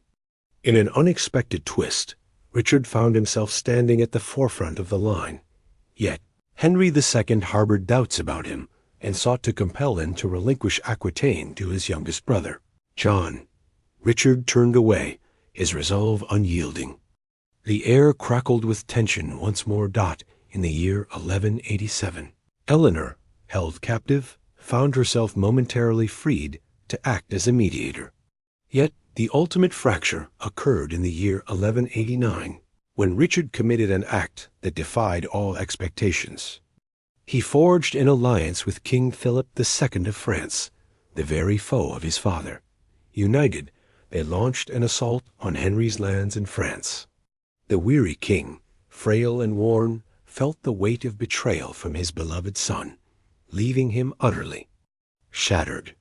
Upon the passing of Henry, Richard ascended to the throne as the King of England, while also claiming the titles of Duke of Normandy and Count of Anjou. Yet his crown did not emerge from the halls of Westminster, born from defiance. It emerged from flames and the remnants of a shattered father's soul. As Richard I took his place upon the English throne in the year 1189, the air was filled with joyous celebration among the people. At the age of 31, he stood tall with golden hair, embodying the essence of a living legend. Yet they remained blissfully unaware of the true nature of what lay ahead. Richard had little desire to take on the mantle of leadership. His heart held no fervor for the intricacies of tax reform, the pursuit of justice, or the nuances of domestic policy. He viewed England not as a place of belonging, but as a treasury, for Richard was consumed by a singular passion, the Crusade.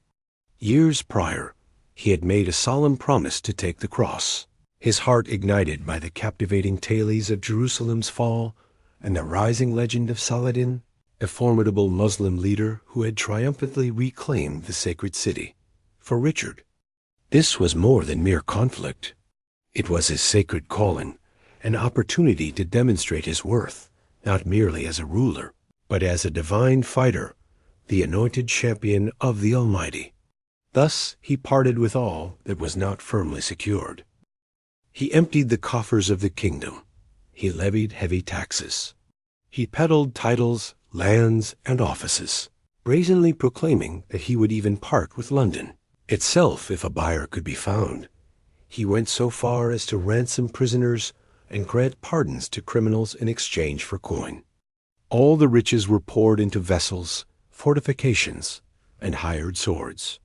In under a year, he had turned England into a springboard for crusaders.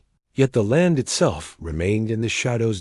In his absence, Richard entrusted the responsibility of governance to a carefully chosen assembly. His mother, Eleanor of Aquitaine, held the reins as regent, while his ambitious yet perilous brother, John, found himself with little power to wield. At this moment, the townsfolk eagerly awaited Richard's swift return. He simply would not. In the year 1190, he set forth on the journey of the Third Crusade, embarking on a voyage with King Philip of France, once a trusted ally, now transformed into a fierce adversary in Sicily. They paused their journey, and Richard soon found himself caught in the midst of a fierce power struggle among the local rulers. Rather than seeking solace in grand cathedrals or observing silence in sacred reflection, he chose to lay siege to the city of Messina, ultimately bringing it to ruin. He had no intention of striking a deal. He arrived with the intent to triumph. This was the rhythm of Richard's life. Make your entrance, instill fear, engage in battle, and insist on capitulation. And thus it came to fruition. Messina has shared their tale. Gold poured into his coffers, and as his fleet prepared to set sail once more, his reputation as the most feared knight in Christendom was firmly established. Yet signs of trouble were beginning to emerge. His bond with Philip was starting to decay, and tempests would soon disperse his fleet. In the distant east, Saladin stood poised, eager to challenge the fabled prowess of the Lionheart. Before Richard could set foot in the Holy Land, destiny presented him with yet another arena of conflict. A tempest unleashed its fury upon his fleet, casting them adrift across the Mediterranean waters. Among them, one vessel, bearing his beloved Sister Joan and his destined bride, Berengaria of Navarre, met a tragic fate, succumbing to the waves on the shores of Cyprus. In the heart of the realm, the local ruler Isaac Comnenos, a cunning Byzantine prince, found himself ensnared by a grave error. He steadfastly denied the freedom of Richard's noble guests, plundering those who remained. That was the perfect spark for the Lionheart's next grand adventure. Richard touched down on Cyprus, his heart ablaze with a chilling rage. In just a matter of days, he had claimed victory over the island. The campaign unfolded with a fierce intensity, marked by its rapid and ruthless nature.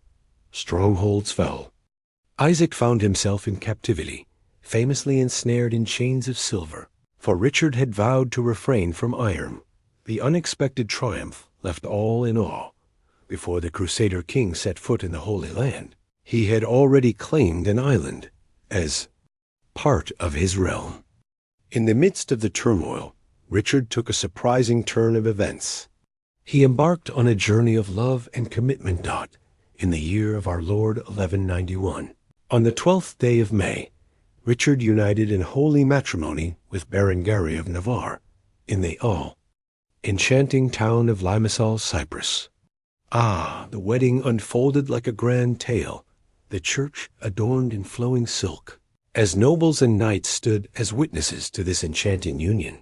Yet the union was frigid from the very beginning. Berengaria possessed a serene demeanor, a deep sense of faith, and a strategic significance in the realm of politics. Yet she would always remain distant from the depths of Richard's heart. Indeed, she would find herself drifting through the chapters of their married life, often distant from his presence. This chapter, filled with storm, conquest, and wedding, beautifully encapsulated the essence of Richard's character. In the span of just 1 month, he could transform from a valiant crusader to a formidable conqueror, and then to a poised groom.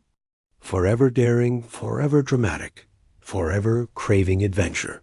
Yet, as Cyprus gracefully landed in his grasp, the bond with Philip of France began to unravel. Philip found himself consumed by a deep-seated envy of Richard's fame, his undeniable charisma, and the way he seemed to eclipse him at every opportunity. As the air thickened with unspoken words, Richard stood firm, his heart heavy with the weight of his decision. He had long been promised to Philip's sister Alice, a union forged in expectation. Yet the shadows of betrayal loomed large, for he had once been ensnared by her charms, only to cast her aside, leaving a trail of unresolved emotions in his wake. With a heavy heart, Philip made his way back to France, leaving Richard to confront the formidable Saladin on his own. And Richard was perfectly fine with it. He found solace in that choice. Only the clash of steel, the roar of battle, and the unyielding spirit of warriors.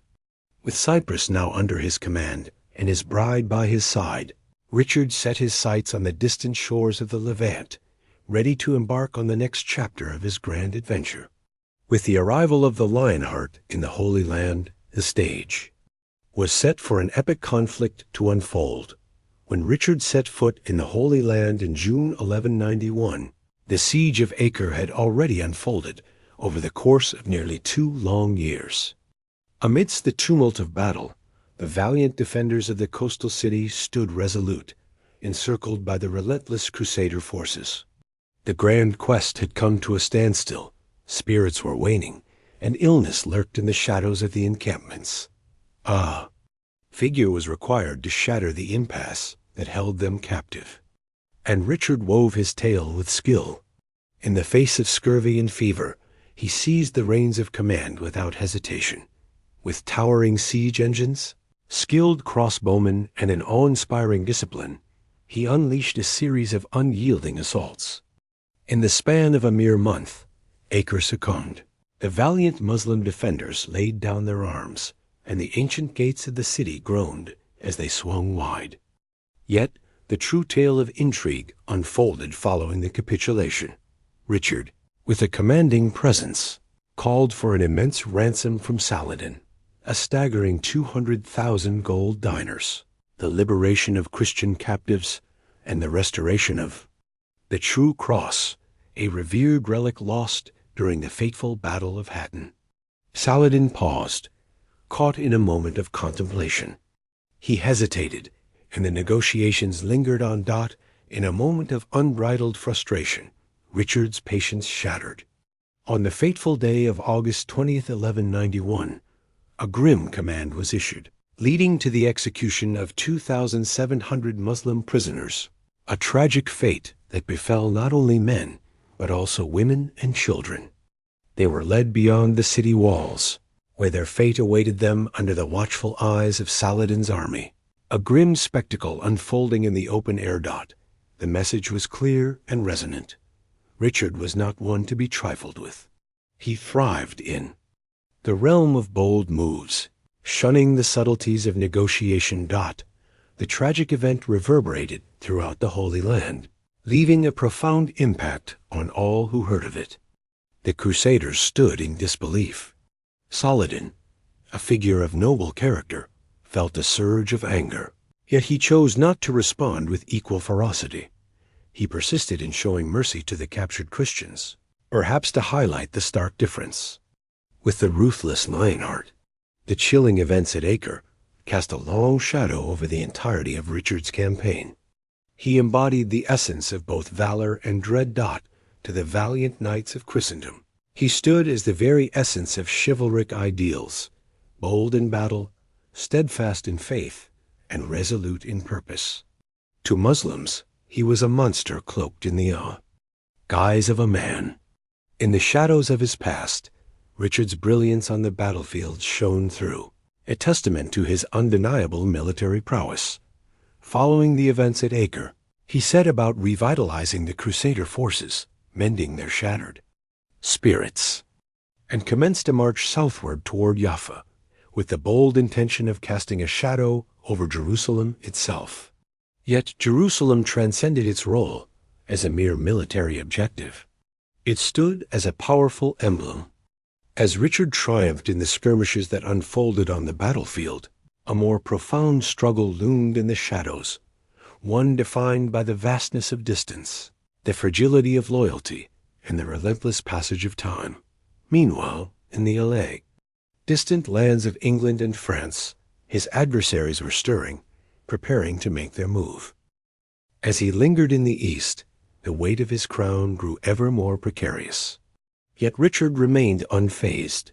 However, for now, The Lionheart was poised to unleash a torrent of blood and reclaim the sacred ground that was rightfully theirs.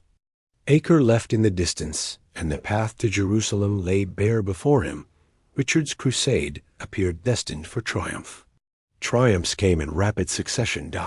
In the fateful month of September in the year 1191, he emerged victorious at the battle of Arsuf, outsmarting the elite forces of Saladin through sheer tactical brilliance.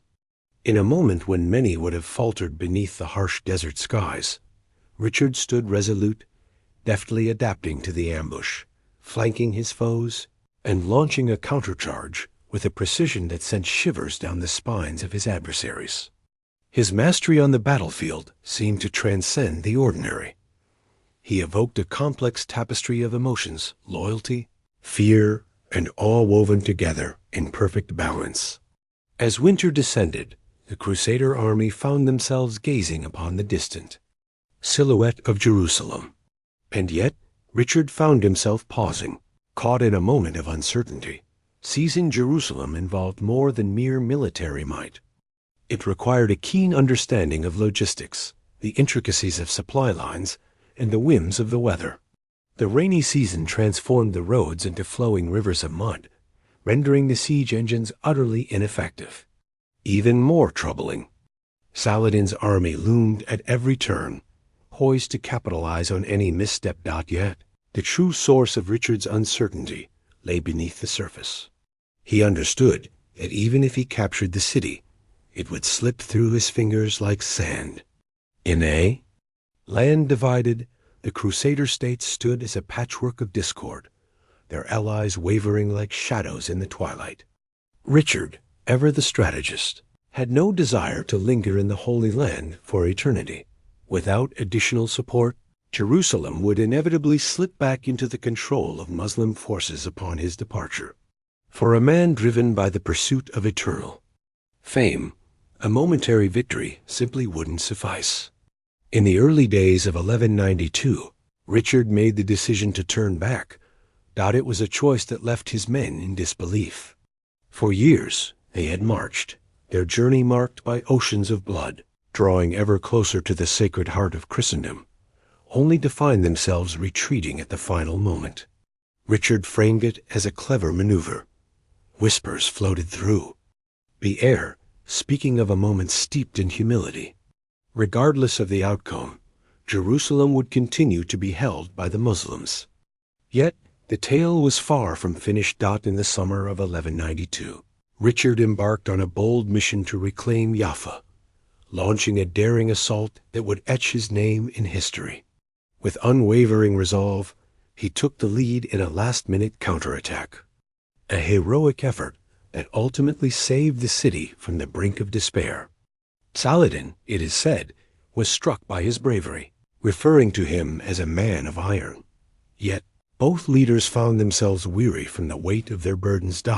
As the leaves began to turn in September, a pact was forged, known as the Treaty of Jaffa.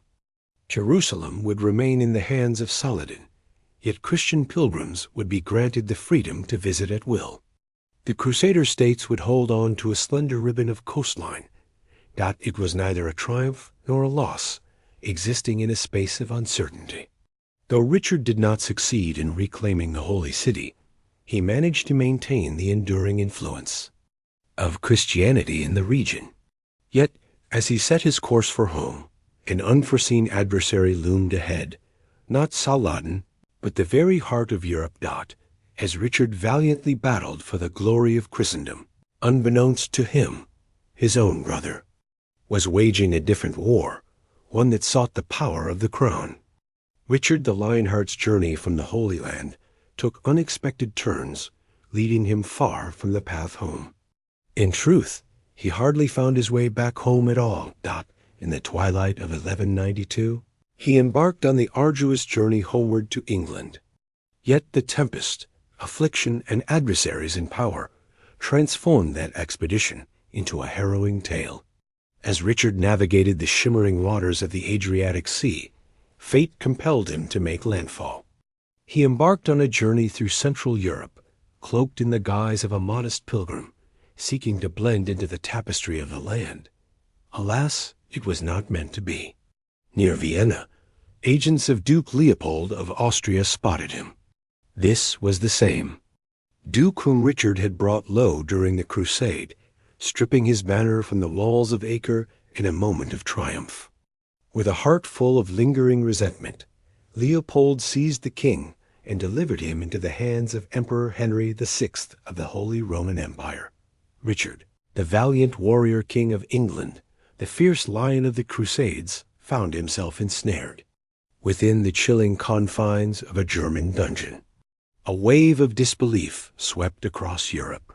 Royalty was not meant to endure such treatment, unless it was the final moments of their reign. Yet Henry VI perceived a chance unfolding before him. He called for an astonishing ransom, 150,000 marks, a sum exceeding England's yearly earnings by more than twofold. Every church, village, and noble was drained of their resources to meet the demand. In a land with a burden of taxes pressed heavily upon the shoulders of its people, even the glittering crown jewels found their way to the pawnbroker's door. In England, the true peril lay not in the ransom itself. In the shadows of the kingdom, it was none other than Prince John, the younger brother of Richard, who wove a treacherous plot with King Philip of France, all in a bid to claim the throne. For himself, in a cunning twist of fate, John whispered tales of Richard's demise, setting the stage for his own ascent. He claimed fortresses, wove intricate alliances, and slipped coins into the hands of those in power, all in a bid to seize control. England found itself teetering on the brink of civil war. Yet Eleanor of Aquitaine, the indomitable mother of Richard, moved with remarkable speed. With unwavering determination, she gathered her steadfast nobles, engaged in shrewd negotiations with the emperor, and skillfully kept John under control. As the long-awaited ransom was finally paid in February 1194, Richard emerged to a cacophony of jubilant cheers and fervent celebration. When inquired about his plans regarding John, Richard wittily responded, "I forgive him and allow him to anticipate. My inheritance, it was quintessential Lionheart, cutting, witty, and harboring a simmering desire for retribution just below the surface." Even with just 6 months in England throughout his reign, the people revered him as their valiant king, a figure of legend who returned from captivity, reminiscent of tales from ancient scriptures. Yet Richard had not returned seeking tranquility. He returned to the battlefield, ready to face France once more. The great journey had come to an end. Now the battlefield would become his familiar domain. Though Richard had come back to England as a free man, his heart was set on leaving once more. In a matter of weeks following his release, he ventured across the Channel once more, not to reclaim sacred lands, but to safeguard his French domains from a well-known adversary, King Philip II of France. Once united in purpose, the two former Crusade allies had become fierce adversaries, their bond shattered by time and conflict. In a time of treachery and ambition, Philip conspired with Prince John while Richard languished in captivity, capturing castles and igniting rebellion throughout the lands of Normandy, Anjou, and Aquitaine. With a heart full of indignation and a fire ignited within, Richard charged into the fray, his spirit ablaze with determination. In the years spanning from 1194 to 1199, a fierce conflict engulfed the realms of the Plantagenets and Capetians. Richard embarked on an unrelenting journey, orchestrating a series of sieges, raids, and ambushes that echoed through the lands of France. With unwavering resolve, he took the reins of his knights, charging into the fray, breaching the fortified walls of adversaries, and restoring grand castles with remarkable swiftness. What project did he hold dear to his heart? Behold the formidable Chateau Galliard, a majestic fortress in Normandy, standing proudly on a cliff that overlooks the winding Seine River. Its strength and modernity, whispered to be unmatched, a true bastion of resilience. With great flair, he infused his brilliance into the creation, naming it My Fair Daughter, and proudly declaring that he could maintain its integrity, even if its walls were crafted from butter. In this moment, Richard stood as a paragon of concentration and strength. Having set aside the pursuit of ancient treasures in Jerusalem, he embarked on a profoundly personal quest to reclaim the territories once governed by his father, and to exact retribution on the monarchs who had the audacity to oppose him. In a moment of humility, John found his way back to Richard, pledging his loyalty in a heartfelt exchange for forgiveness. Yet the Lionheart's battles extended beyond the borders of France. He was in a frantic dash against the clock. Years of conflict, captivity, and relentless quests had worn him down. He faced waves of fever and fatigue, yet he stood his ground unwaveringly. In the open, he reveled, galloped, and toasted as if he were a triumphant hero.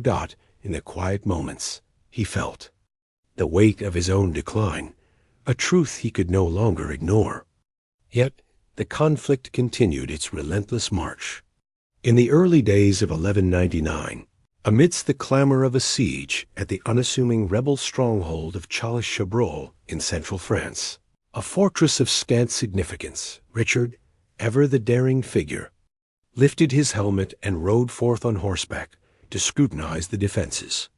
From that wall, a solitary crossbow bolt soared through the air. It collided with his shoulder.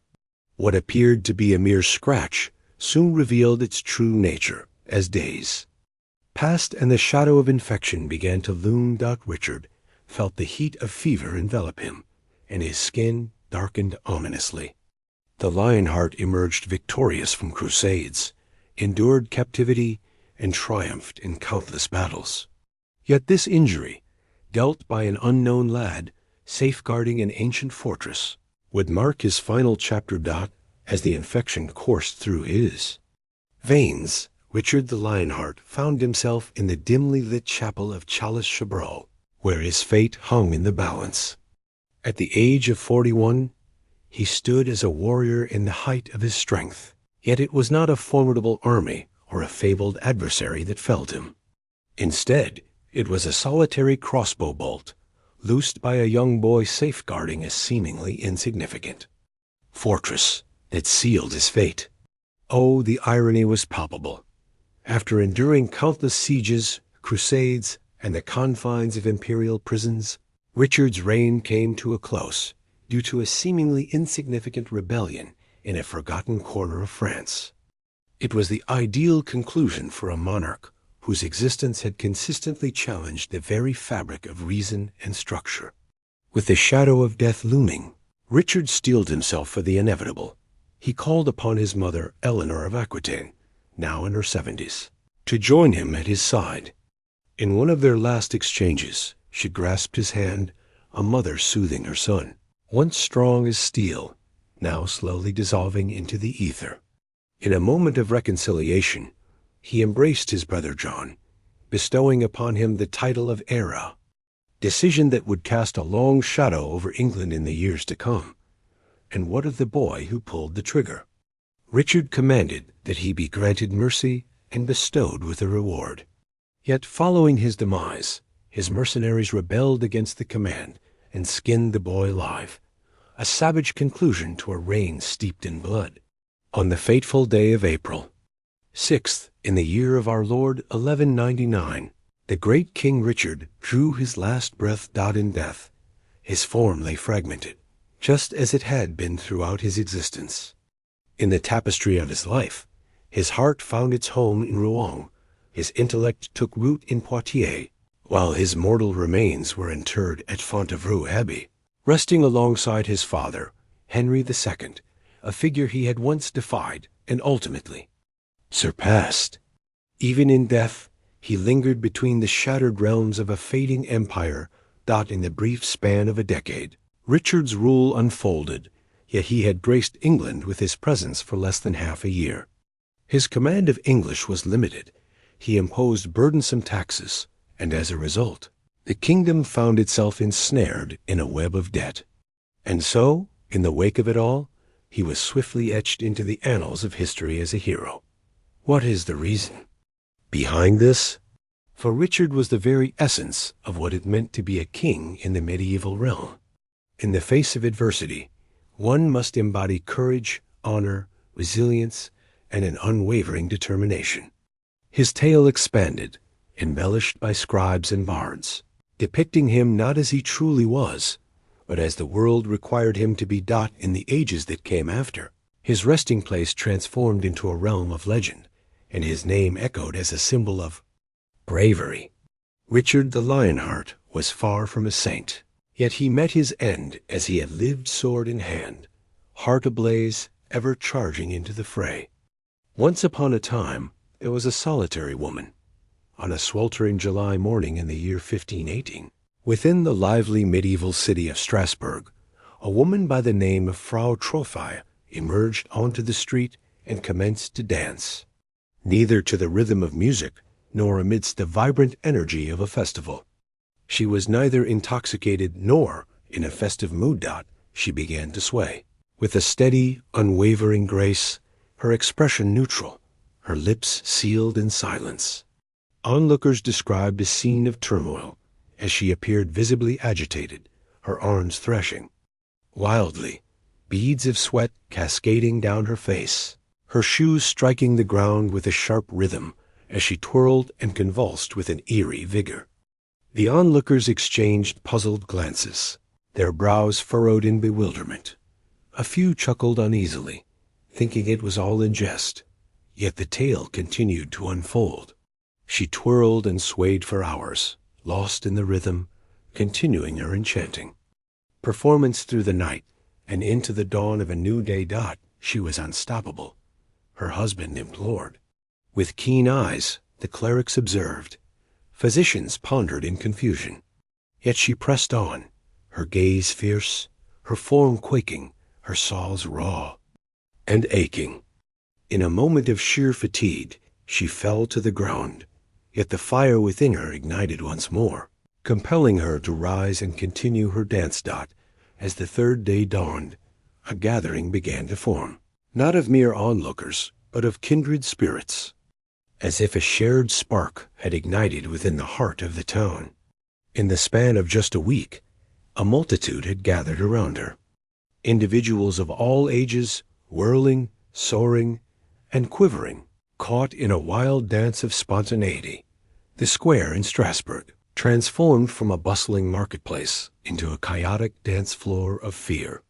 In a world devoid of melody and laughter, figures remained ensnared in a dance of despair. The civic leaders were taken aback, their expressions a mix of disbelief and astonishment. What unfolded here was far from a festival. These individuals were not in a festive mood. They were enduring great hardship. Some were frothing at the lips. Voices rose in fervent supplication as they whirled around. Voices rose in desperate pleas, yet none could halt their course. And the most troubling part was that no one seemed to grasp the reason behind it all. Could it be a curse? Could it have been an ailment? Or perhaps something even more peculiar? In a surprising twist, the city council chose a path that diverged from the expected, opting not to quarantine the dancers. They inspired a greater celebration of movement. Convinced that the dancers would find their way back to health through the power of movement, they summoned musicians, opened the doors of guild halls, and even constructed a grand stage. What ensued was a whirlwind of turmoil. The gathering blossomed into a vibrant assembly of nearly 100 dancers. Some fell into the depths of fatigue, while others succumbed to the sudden strikes of strokes or the heavy grip of heart attacks. And yet the dance continued, weaving its enchanting tale. In the heart of Strasbourg, a spectacle unfolded that left the townsfolk in awe, for they had never encountered anything quite like it before. They found themselves in a city under the Vincent grip of an unseen force, not driven by demons or illness, but by an entity that defied description, offering neither reason nor compassion. What unfolded with Frau Trophia was merely the beginning of a captivating tale. As the second week of the outbreak unfolded, Strasbourg transformed, shedding its identity as a typical medieval city. Artisans of all kinds paused their daily toil, captivated by the strange spectacle that unfolded in the heart of the city square. The dancers flowed in, some in clusters, others solitary, each one unable to articulate the mystery unfolding around them. Upon inquiry, tears flowed from their eyes. Whispers of unseen forces danced through the air, as some spoke of feeling ethereal hands guiding their very limbs into motion. Some spoke of their thoughts being ensnared, observing their forms engage. In a torturous, unending dance.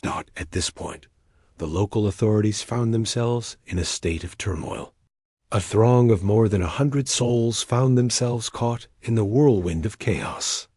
Some bore the marks of struggle, their skin marred and stained with crimson. Some had fallen and were whisked away, only to reappear hours later, their feet wrapped in bandages, yet still moving to the rhythm. The peculiar ailment continued its relentless march, showing no signs of abating. The healers of that time provided little solace. The prevailing narrative? Fiery passion. In the understanding of that era, it was thought that a heart ablaze with heat could lead to wild movements and frenzied behavior. What could possibly be the remedy? Allow the body to reach its limits. In a twist of fate, it sends shivers down the spine. City officials enlisted the talents of musicians and professional dancers. In the heart of the square, they crafted a wooden stage, a platform for dreams, while tents rose like guardians to shield the dancers from the sweltering sun. With wild hearts, they yearned for the answer to lie in more dancing. The outcome was nothing short of disastrous. The music swelled, igniting a whirlwind of excitement. Drummers unleashed their rhythms, reverberating through the streets like calls to battle. The fiddlers poured their souls into the music, playing until their fingers ached with the passion of their craft. The dancers swelled in both their ranks and their intensity. Some twisted and turned upon the earth, as though under the grip of an unseen force.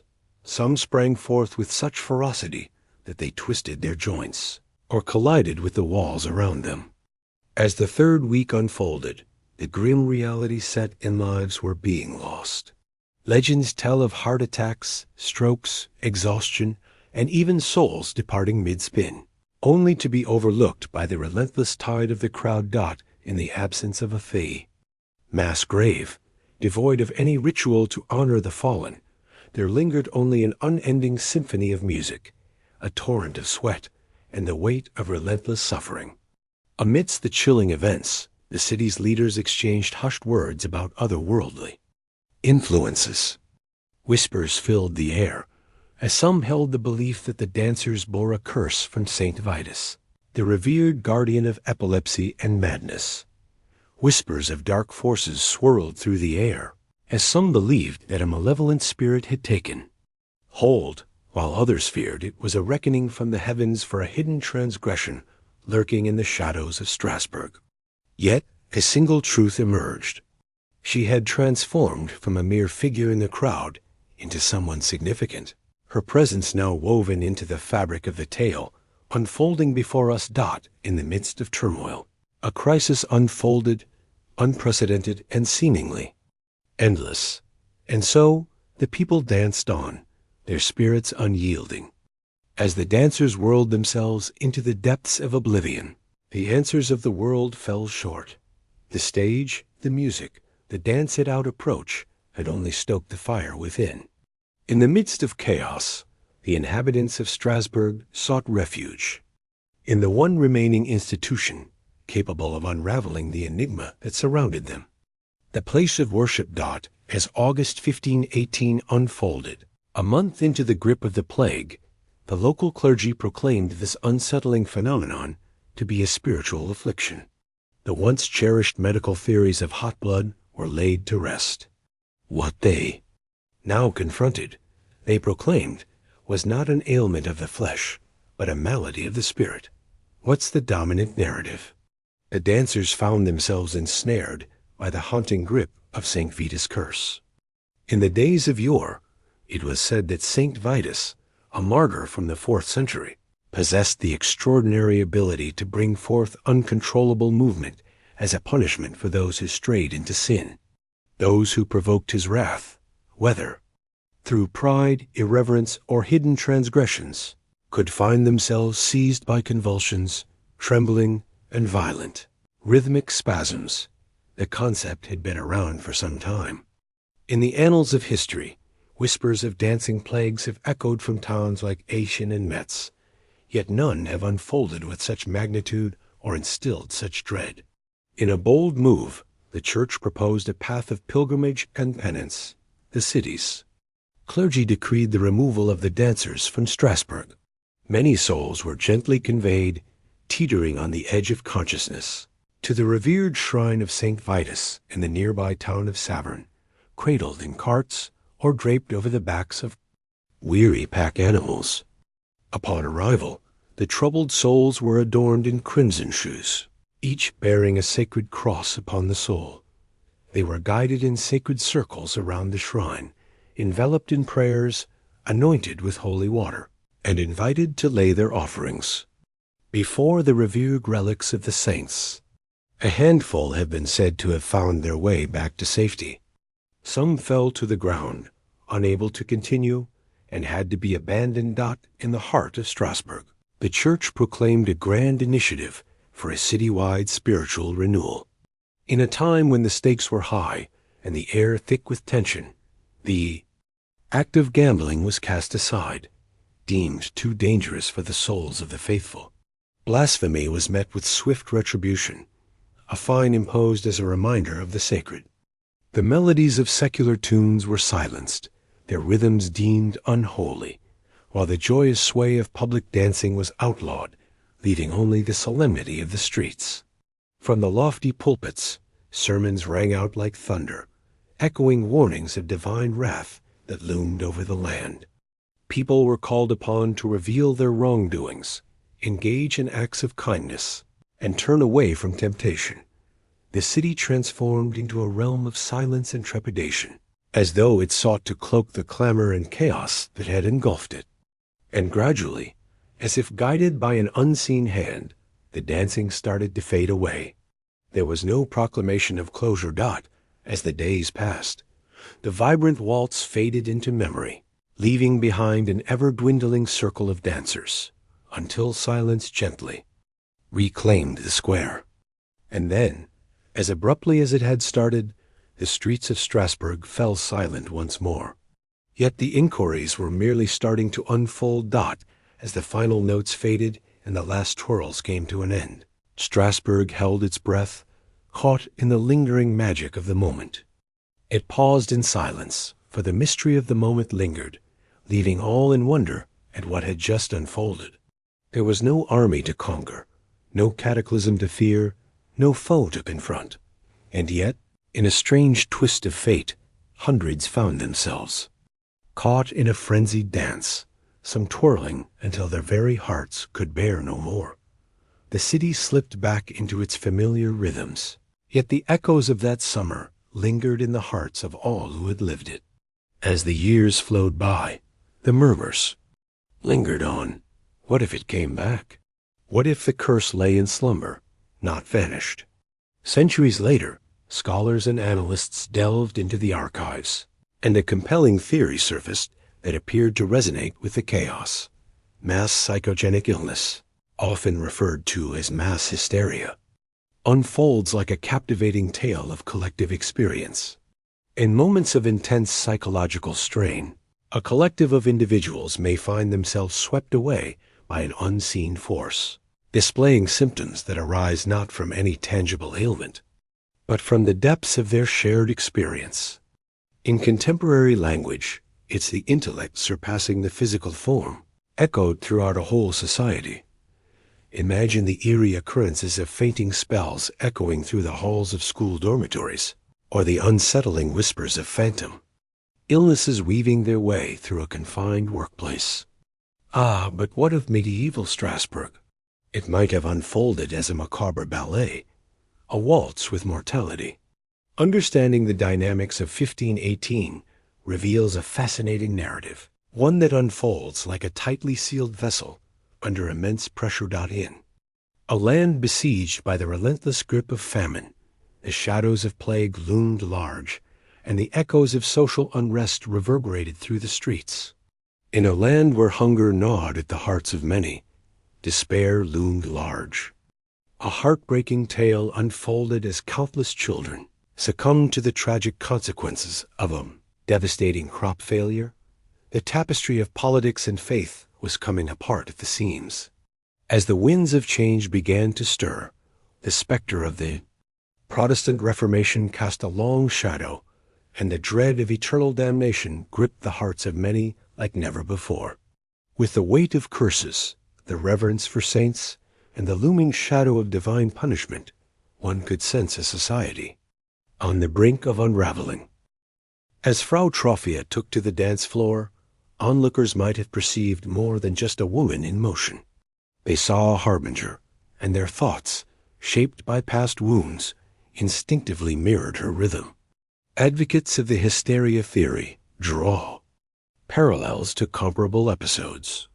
Gather around and listen closely to tales of nuns who howled like hounds, of townsfolk convinced they bore the marks of unseen beasts, and of villages where mirth or cries spread like wildfire. In every instance, it was neither poison nor illness, only a collective conviction and a common dread. Yet the mass hysteria theory fails to account for all aspects. What compelled certain individuals to dance until their very bodies could no longer endure? What was it that led some towns to face this situation while others, despite being under similar pressures, did not? It may provide a structure, yet it leaves the ending open. For all the reason and rationale behind it, the events in Strasbourg in 1518 danced to a rhythm beyond mere logic. It danced to the beat of chaos and fervor. For those who remain skeptical of the mass hysteria narrative, an alternative theory has surfaced, one grounded in the realm of biology rather than the intricacies of psychology. Might it be that the dancing plague was not a result of fear or superstition, but rather the influence of poison? Once upon a time, there existed a mysterious fungal toxin known as ergot. In the warm, damp summers of 1518, a peculiar phenomenon unfolded in Strasbourg, where a parasitic fungus known as ergot thrived on rye and other grains, weaving its tail into the fabric of the season. Upon consumption, it unleashes alkaloid toxins that evoke striking hallucinations, convulsions, twitching, and the eerie feeling of something crawling beneath the skin. In the annals of history, one finds a substance that bears a striking resemblance to the famed psychedelic LSD, crafted many centuries after its time. This phenomenon, known as ergotism, was a familiar tale in the tapestry of medieval Europe, where its effects were both feared and understood. It was commonly known as St. Anthony's fire, a name that echoed the searing sensations felt by those afflicted in their limbs. Might the bread laced with ergot have ignited the outbreak? At the outset, it seems to align perfectly. The symptoms: jerking limbs, vivid hallucinations, and a profound lack of control echo hauntingly the accounts of the dancers in Strasbourg. The notion that whole communities might unwittingly partake in tainted grain only to start moving in sync in a peculiar manner feels entirely believable. This is particularly true in a time when food scarcity rendered even spoiled bread too valuable to discard. Yet the theory encounters its share of challenges. For one, ergotism typically leads to convulsions and stiffness, rather than a dance of movement. Those affected are more prone to experience convulsions or seizures, rather than sustaining a harmonious rhythm of movement over extended periods. Moreover, ergotism often leads to gangrene and vomiting well before it sparks any kind of energetic behavior. In Strasbourg, the absence of contemporary accounts detailing blackened limbs blood vomiting, or other hallmark symptoms of ergot, is noteworthy. Next, we delve into the realm of geography. If the bread tainted with ergot was to blame, then why didn't the neighboring towns, who sourced their grain from the same places, face similar incidents? What made it particularly unique to Strasbourg? Yet, there are those among the researchers who advocate for a blend of approaches. A tale unfolds of mild ergot, poisoning igniting neurological symptoms in a community already teetering on the edge, burdened by starvation and fear. Perhaps the fungus clouded the senses. Perhaps it danced on the edge of vision and reality, igniting a psychological wildfire that consumed all in its path. What an intriguing concept. A poison woven into the fabric of our everyday sustenance, transforming into a catalyst for collective insanity. Yet, much like the myriad theories woven around the dancing plague, it is missing a crucial element. Assurance. For whatever shadow loomed over Strasbourg that summer, be it a creeping mold or a restless mind, it descended with the weight of ancient echoes, something deeply rooted and instinctual. And the tale didn't end with bread. To grasp the essence of the dancing plague, we must delve into the thoughts and emotions of those who experienced it firsthand. And that signifies stepping into a realm where fear, faith, and folklore intertwine seamlessly with reality. In the year 1518, Europe found itself entangled in a web of not just famine and disease. It was a time filled with a restless spirit. Life unfolded in fleeting moments, marked by chaos and shrouded in mystery. In the minds of many, the source of their anguish was not rooted in the realms of bacteria or the complexities of the psyche, but rather in the hands of divine retribution, or the fury of the supernatural. The Church held sway over every facet of existence.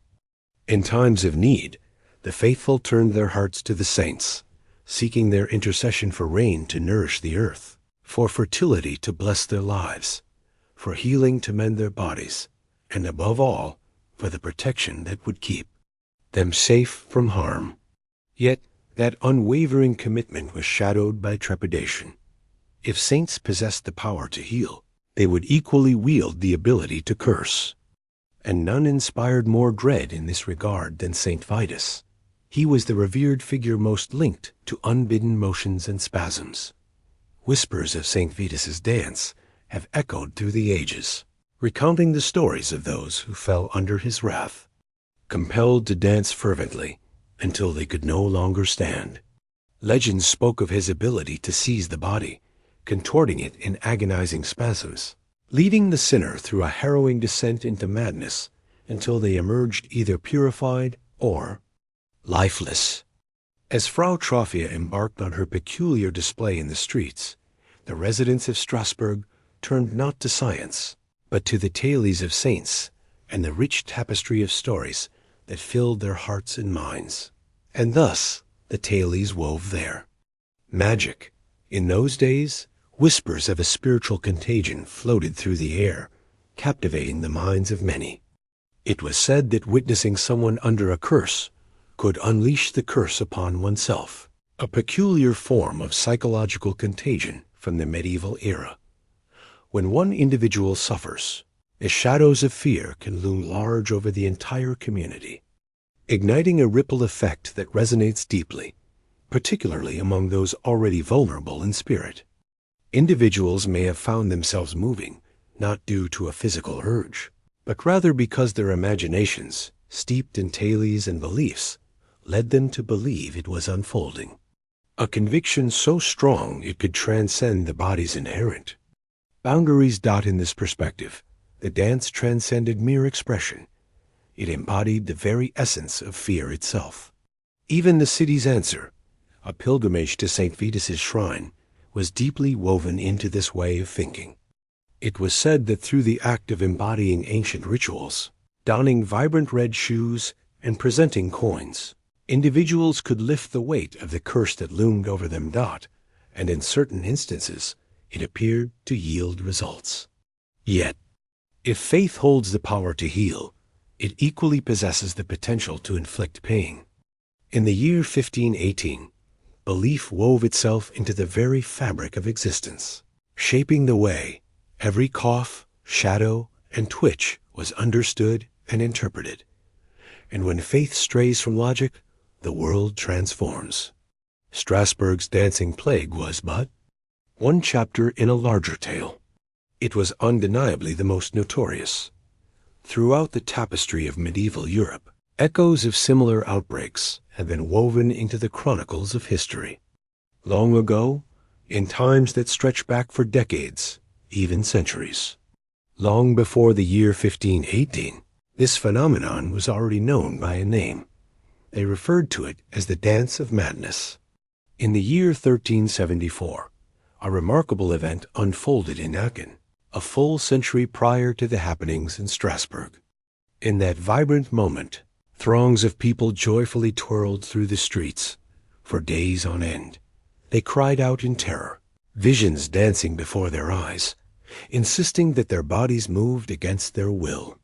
In a manner reminiscent of Strasbourg, the clergy attributed this suffering to divine retribution, guiding the afflicted to sacred spaces for rituals of healing. And so it was with Metz, Cologne, Utrecht, each city bearing witness to the unfolding of similar tales. Gathered in a swirl of movement, a tapestry of emotions unfolds. Laughter mingles with tears, and pleas for assistance echo through the air.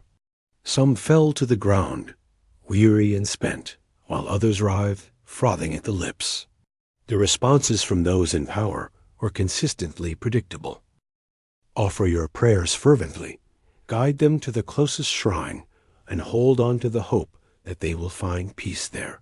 The revelation that Strasbourg was not solitary only adds layers to the enigma. What was this enigmatic force that transcended generations and borders, weaving its way into various towns, always accompanied by that hauntingly familiar rhythm? Some scholars have suggested that these outbreaks unfolded in recognizable patterns. In times of turmoil, when regions faced the harsh realities of war, plague, and famine, the most vulnerable often bore the brunt of suffering. These victims, typically poor and deeply rooted in their faith, found themselves distanced from the world of secular knowledge, their lives shaped by the shadows of despair. Their perspective provided limited means for understanding turmoil. And so they twirled, they shimmied, they let out cries of joy. Some suggest that these episodes served as a means of cultural protest, a channel through which those without power could articulate their suffering in the singular language they possessed, spectacle. In a world where voicing dissent against the church or the ruling elite could lead to a fatal end, an unusual affliction may have served as the most secure means of protest. Naturally, no single narrative can encompass every experience. In some instances, the threads of ergot poisoning weave through the narrative, while in others, the tale unfolds into a tapestry of collective panic. Some may have been mistakenly classified as epilepsy or other neurological conditions. Yet, what unites them is the way they were perceived, not merely as medical occurrences, but as profound moral and spiritual dilemmas. Strasbourg stands as a poignant tale, one of the most thoroughly chronicled narratives of sorrow. Yet, this was not the beginning, nor is it likely to be the end. We often believe that such folly is a relic of days gone by, that we have evolved beyond it in our modern age. When trepidation races ahead of truth, the past has a curious tendency to waltz back into the spotlight.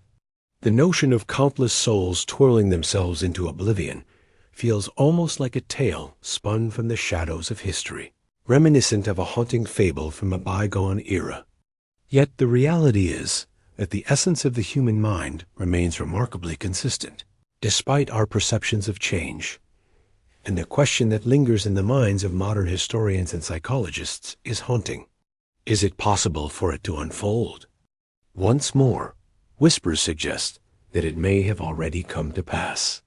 Throughout the 20th and 21st centuries, there have been intriguing accounts of mass psychogenic illness that resonate with the peculiarities of the Strasbourg plague. In the year 1962, within the walls of a boarding school nestled in Tanganyika, now known as Tanzania, an enigmatic wave of laughter swept through a multitude of students. It was not a moment of joy. Rather, it was a force that surged forth, wild and unrestrained, sometimes stretching on for days.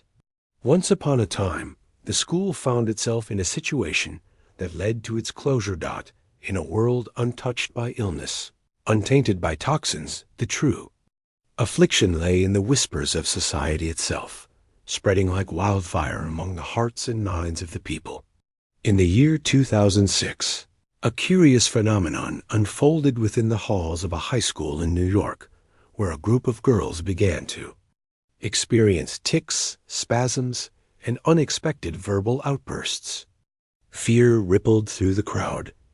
Parents pondered the lurking dangers of environmental toxins, the insidious presence of mold, vaccines, and anything that might threaten their children's well-being. After months of careful investigation, the doctors reached a conclusion.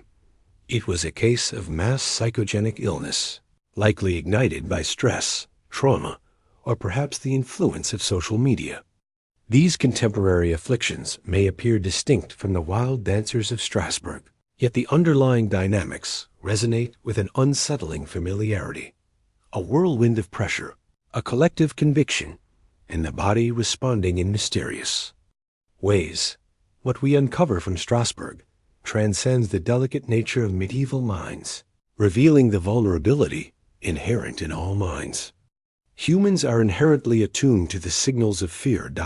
In times when the world wobbles on its axis, when the very foundations we rely on begin to crumble, and when the figures of authority waver like shadows, our minds instinctively seek out ways to break free. At times, it manifests as panic. At other moments, it reveals itself as illness, and occasionally, it transforms into a dance. In today's world, peril may not lurk in the quaint cobblestone squares of yesteryear, but rather in a vast expanse of digital realms. In the blink of an eye, anxiety travels through the digital realm. Falsehoods spread with a swiftness that outpaces even the wildest tales of old.